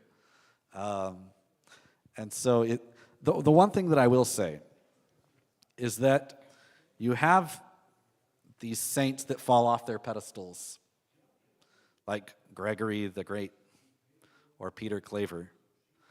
But then you have new heroes, right? We have new heroes like Gregory of Nyssa. You have new heroes like those Capuchins that were imprisoned, those Jesuits in Brazil, right? You have new heroes like those black Catholic confraternities who went all the way to Rome to fight for their freedom. And so that's something I think that can give us hope too, as we look at a different portrait, a different picture, a different history of some of these saints like Peter Claver. to remember that there's also new saints. There's also new saints that we can celebrate. Thank you. Ich würde von meiner Seite aus gerne dazulegen, genau dieses Ringen macht es nämlich deutlich. Und ich möchte das jetzt nicht verstanden wissen, dass ich sozusagen das irgendwie einebne oder egalisiere, sondern ein erster Gedanke, Heilige sind aus bestimmten Gründen selig oder heilig gesprochen worden. Das ist nie ein Urteil über vollkommene moralische Reinheit, sondern wir haben in der ganzen Geschichte sehr viele Heilige, die moralisch in bestimmten Verhaltensweisen deutlich hinterfragt werden müssen und sollen. Es kann eine Chance sein, auch nochmal genauer hinzuschauen, was ist denn das Eigentliche daran, an Peter Claver, was gibt es denn in all dieser sozusagen dunklen Geschichte dann für einen Glaubensverdienst, das in den Blick genommen werden kann. Das ist das Erste. Das Zweite ist, wir müssen uns immer auch noch einmal bewusst machen, unser Urteil geschieht über eine große Distanz hinweg, mit sehr viel Wissen und sehr viel weiterentwickelten Blick, auch geistesgeschichtlich von einer anderen Warte heraus. Und wir müssen immer auch gucken, in welchem Kontext ist sozusagen eine Heiligsprechung und Seligsprechung vollzogen worden. Ja? Auch das erklärt es nicht. Das Dritte für mich ist die Grundsatzfrage, die ich vorhin schon einmal angesprochen habe. Müsste das nicht auch noch einmal zu einer veränderten Form von unserem Sprechen über Selige und Heilige führen? Mindert es die Autorität, wenn ich sagen kann, da gibt es ein dunkles Kapitel? Also ist dann jemand komplett vom Sockel gestoßen, in einer gewissen Weise ganz bestimmt? Aber stärkt es nicht auch noch einmal den Punkt zu sagen, trotz all dem gibt es da etwas, wofür er eigentlich gewertschätzt wird. Ich kenne zu wenig die Gesamtverdienste von Peter Claver, wie sie in den Selig- oder Heiligsprechungsakten formuliert werden. Ja?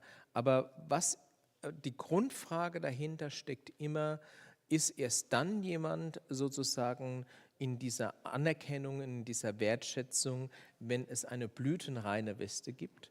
Oder gehört nicht zu diesem Verehren eines Glaubensvorbildes auch die Ehrlichkeit dazu, zu sagen, und hier steht jemand auch in Schuldzusammenhängen?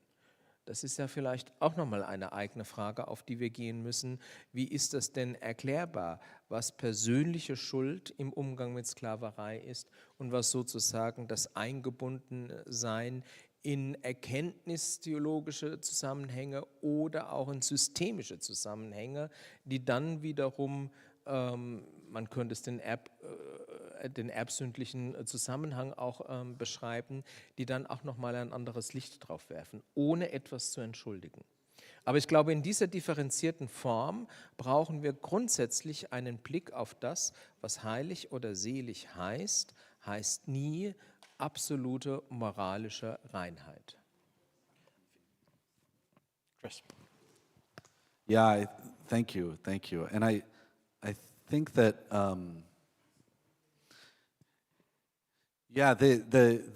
if I were to try to, I don't think that Peter Claver should be decanonized, uncanonized.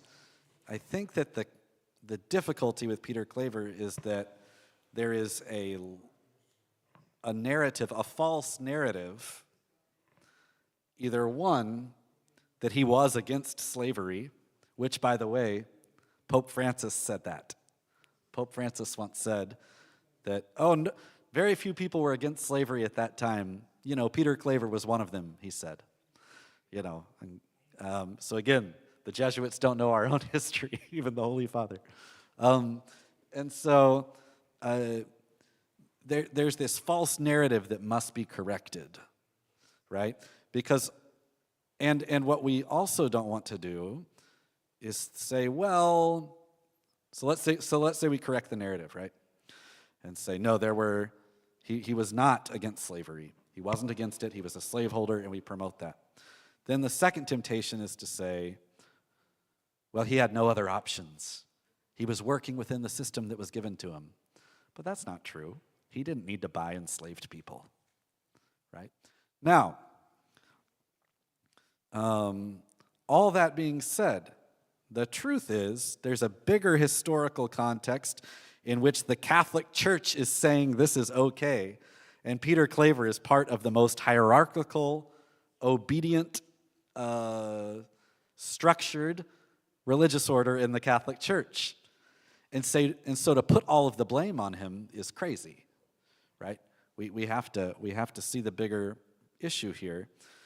And to see, though, that both Peter Claver and the Catholic Church had other options available to them, which they did not choose. They could have chosen the way of Las Casas. They could have chosen the way of those two Jesuits in Brazil. They could have chosen the way of the Capuchins, right? But we didn't, and that was our moral failure as a body, as an organization.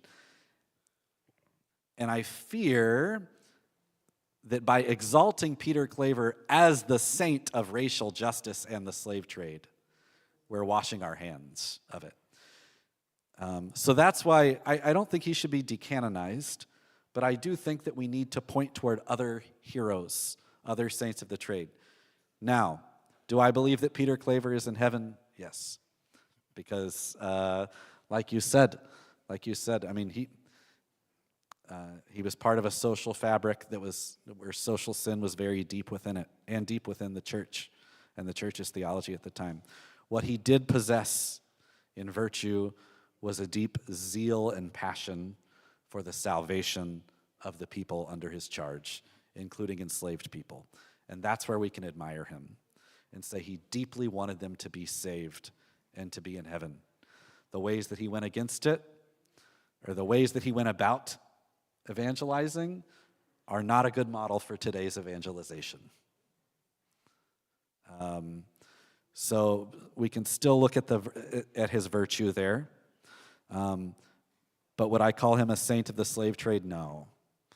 He maybe is a saint, but he's not the saint of the slave trade, if that makes sense, you know? And so I will still offer his mass on his feast day, but I don't think of him as being a prophet of racial justice. There were others that are more adequate for that, you know? And that, again, is really a problem of the church, not a problem of Peter Claver. Who do we choose to focus on? Who do we choose to exalt? Why did we choose to excommunicate some and make others saints? Right? It's a choice of the church. And so what I love, too, about what you said, Archbishop, is that it makes us think more about what is real sanctity and what is the effect of canonizing someone. What does it say to the world today when we canonize someone? And also being humble enough to say, okay, well, this guy that the church canonized, however many hundreds of years ago, doesn't really fit our model of holiness today, and that's okay. But what can we learn? What can we learn from it? Es wird ganz deutlich, da sind sehr, sehr viele Fragen, die wir hier weiter diskutieren könnten. Und die Versuchung ist stark, das einfach zu tun. Meine Großmutter, eine sehr kluge Frau, hat mir irgendwann mal gesagt, mein Junge, mach keine Versprechen, die du nicht bereit bist zu halten. Und ich habe am Anfang gesagt, ich werde mich bemühen, dass Sie die Chance haben, zumindest ein paar Fragen einzubringen.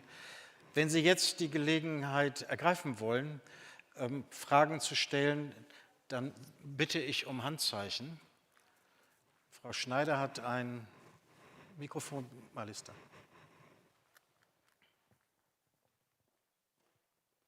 Also mir kam etwas zu kurz, die Verwobenheit zwischen weltlicher, säkularer Macht und kirchlicher Macht. Repräsentiert durch den obersten Führer, den Papst und so weiter.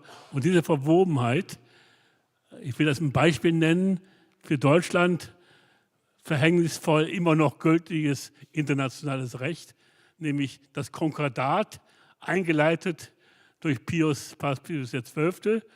Und der hat, ja, beziehungsweise die Aufgabe gab es dann von Papst Johannes der 23., der hat versucht, quasi nach etwa 20, 30 Jahren ein Stück weit das aufzuarbeiten. Leider ist er früh verstorben. Sein Nachfolger Paul VI. Muss das übernehmen. Und der stand dann vor der Frage der Heterogenität innerhalb, zumindest auch der europäischen Kirche. Man denke nur an den Kardinal in Frankreich, Lefebvre und so weiter. Und dieses Zusammenhalten des gesamten Blocks von Weltkirche und entsprechende diverse moralische Ansprüche, die auch dann auch noch kulturell unterschiedlich geprägt sind im Laufe der Jahrhunderte. Diesen Aspekt, also, und in Deutschland hat man das eine Sondersituation des sogenannten Dualismus zwischen Kirche und Staat über mehr als 1000 Jahren. Also diesen Aspekt würde ich gerne auch noch wissen, dass man darauf antwortet. Wer von Ihnen beiden fühlt sich angesprochen?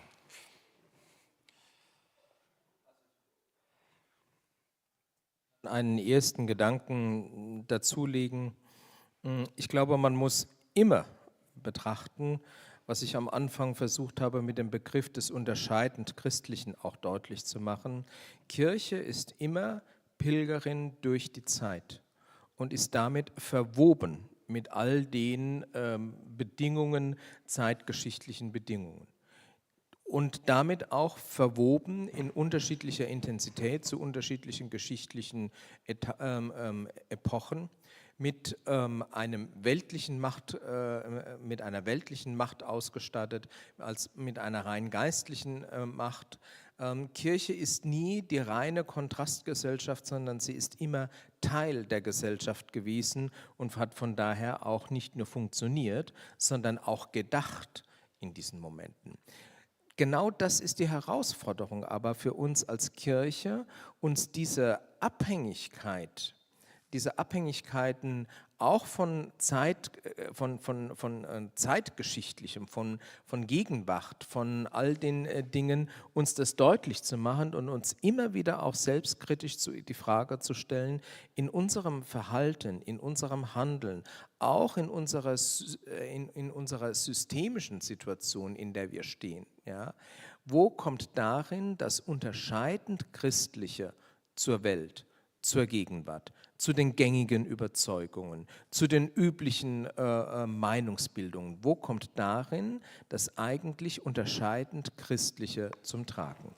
Nicht im Gedanken einer sozusagen einer heilen, perfekten kleinen Gruppe, die als Kontrastgesellschaft anders unterwegs ist als andere. Wir bleiben immer verwoben und können uns gar nicht aus dieser zeitgeschichtlichen Bedingtheit herauslösen.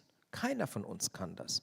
Wir sind immer auch mit unseren Urteilen heute zeitgeschichtlich bedingt. Und ich bin da immer sehr, sehr vorsichtig und zurückhaltend, weil ich mir die Frage stelle, wie wird man eigentlich mal in 50, in 60, in 70 Jahren über unser Verhalten, über unsere Position, die wir eingenommen oder eben nicht eingenommen, das, was wir heute nicht ausreichend gesehen haben, wie wird man darüber urteilen?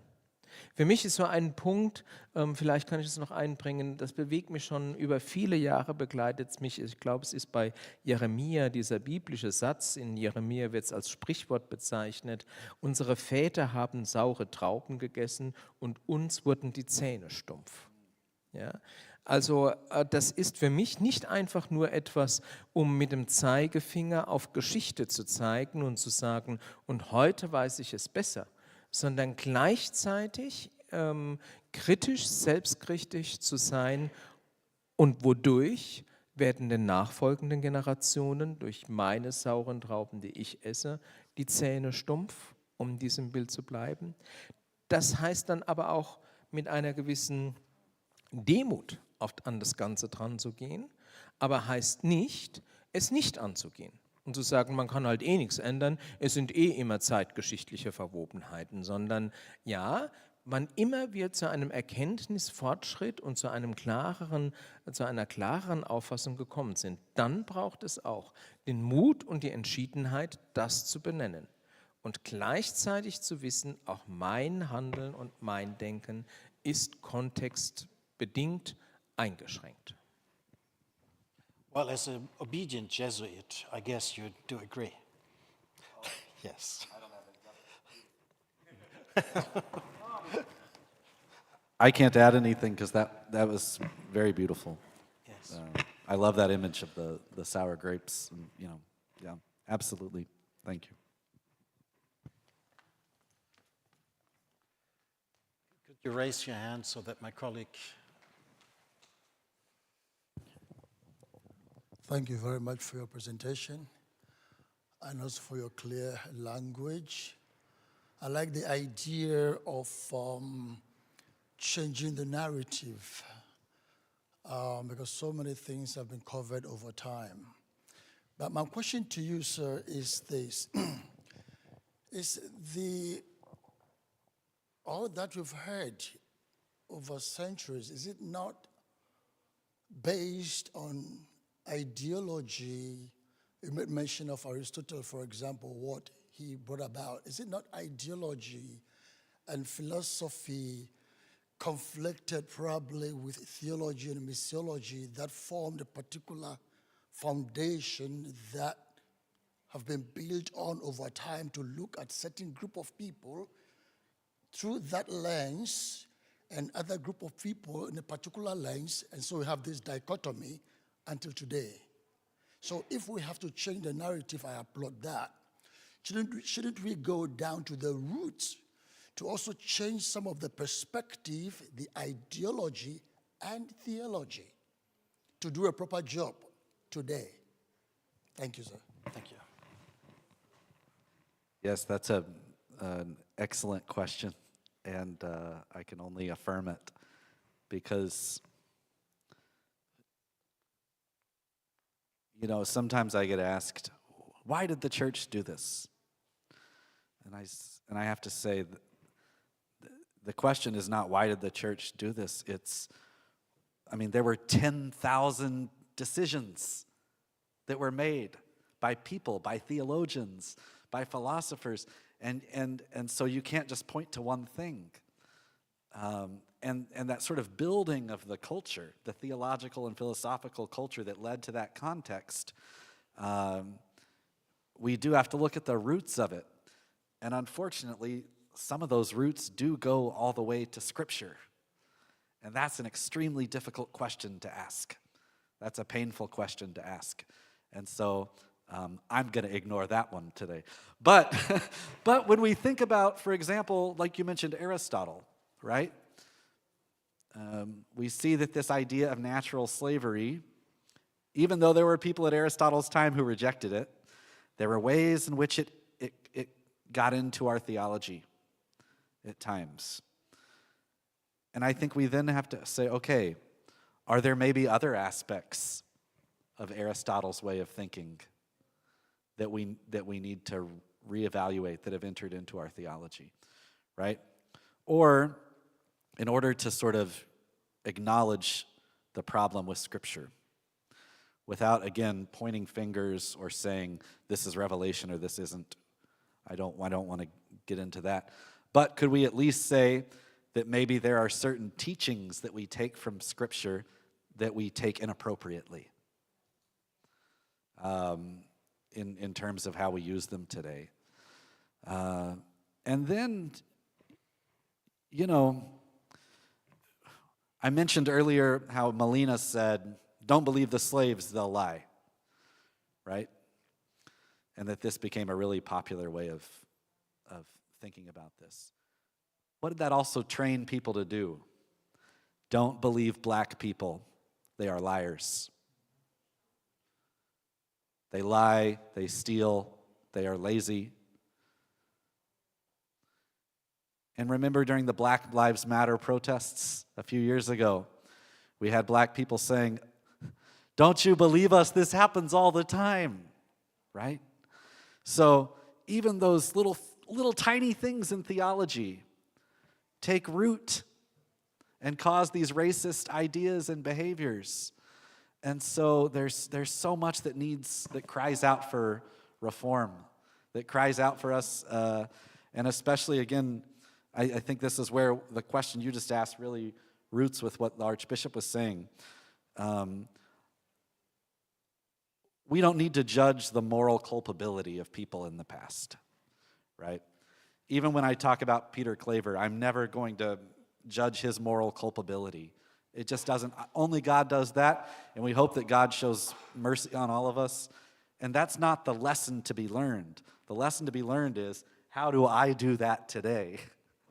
How do I still sin today?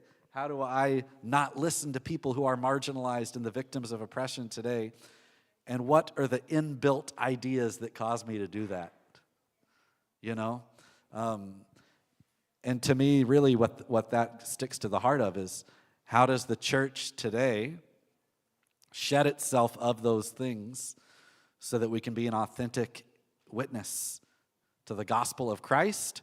The gospel of Christ that also states that he has come to set captives free and bring liberty to the oppressed.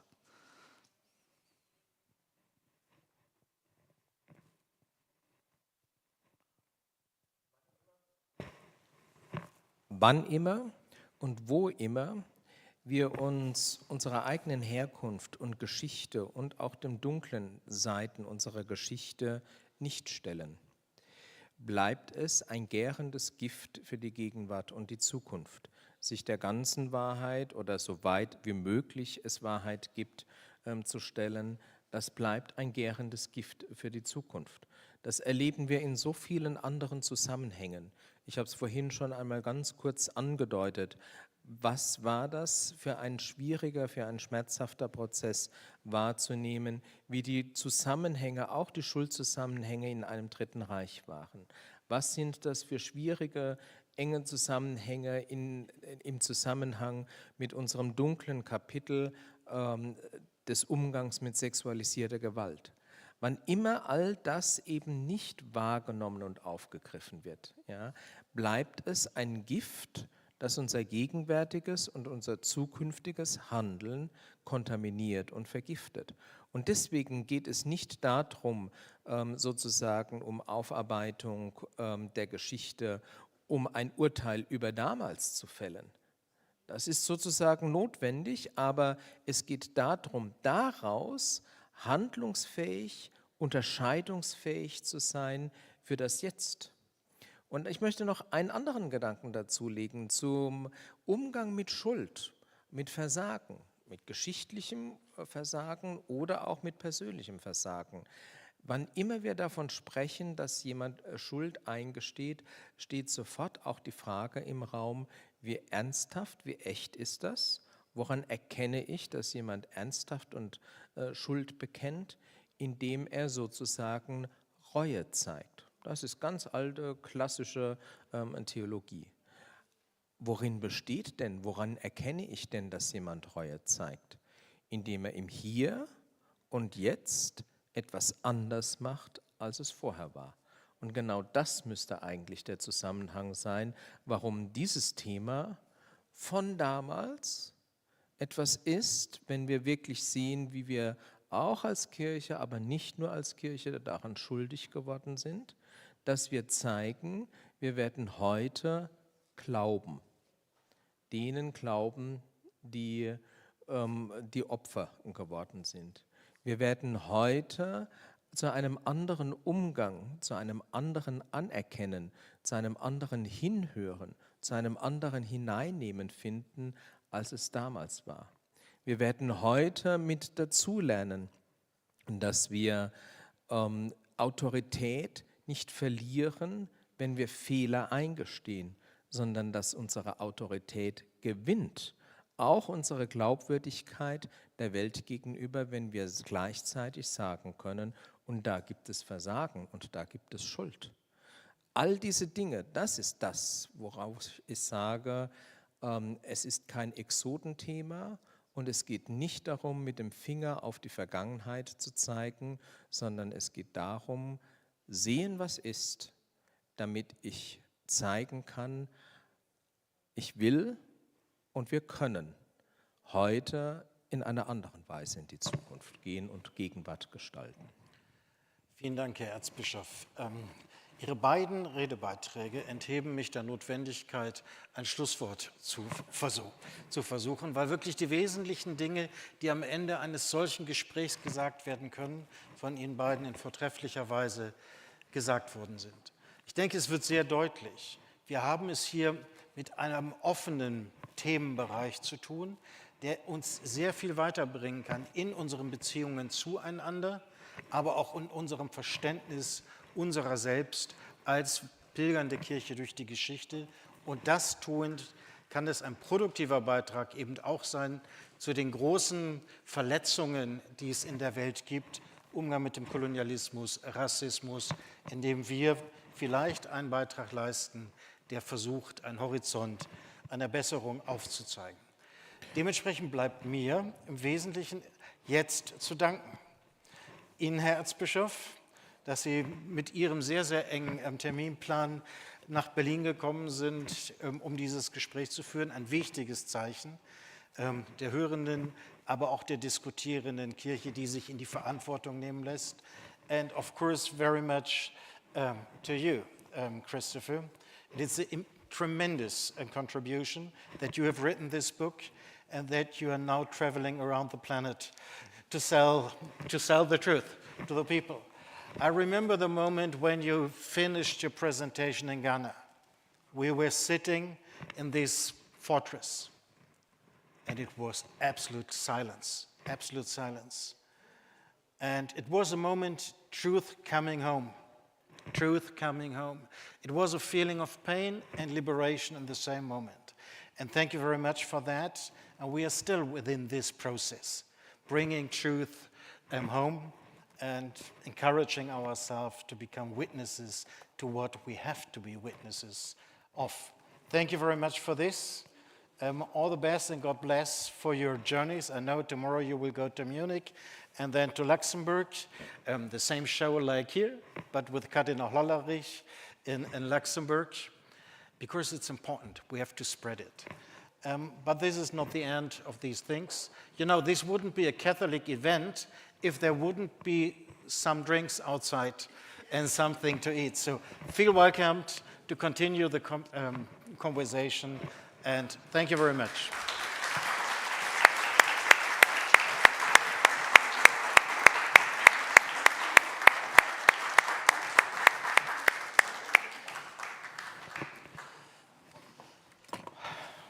Chris, thank you.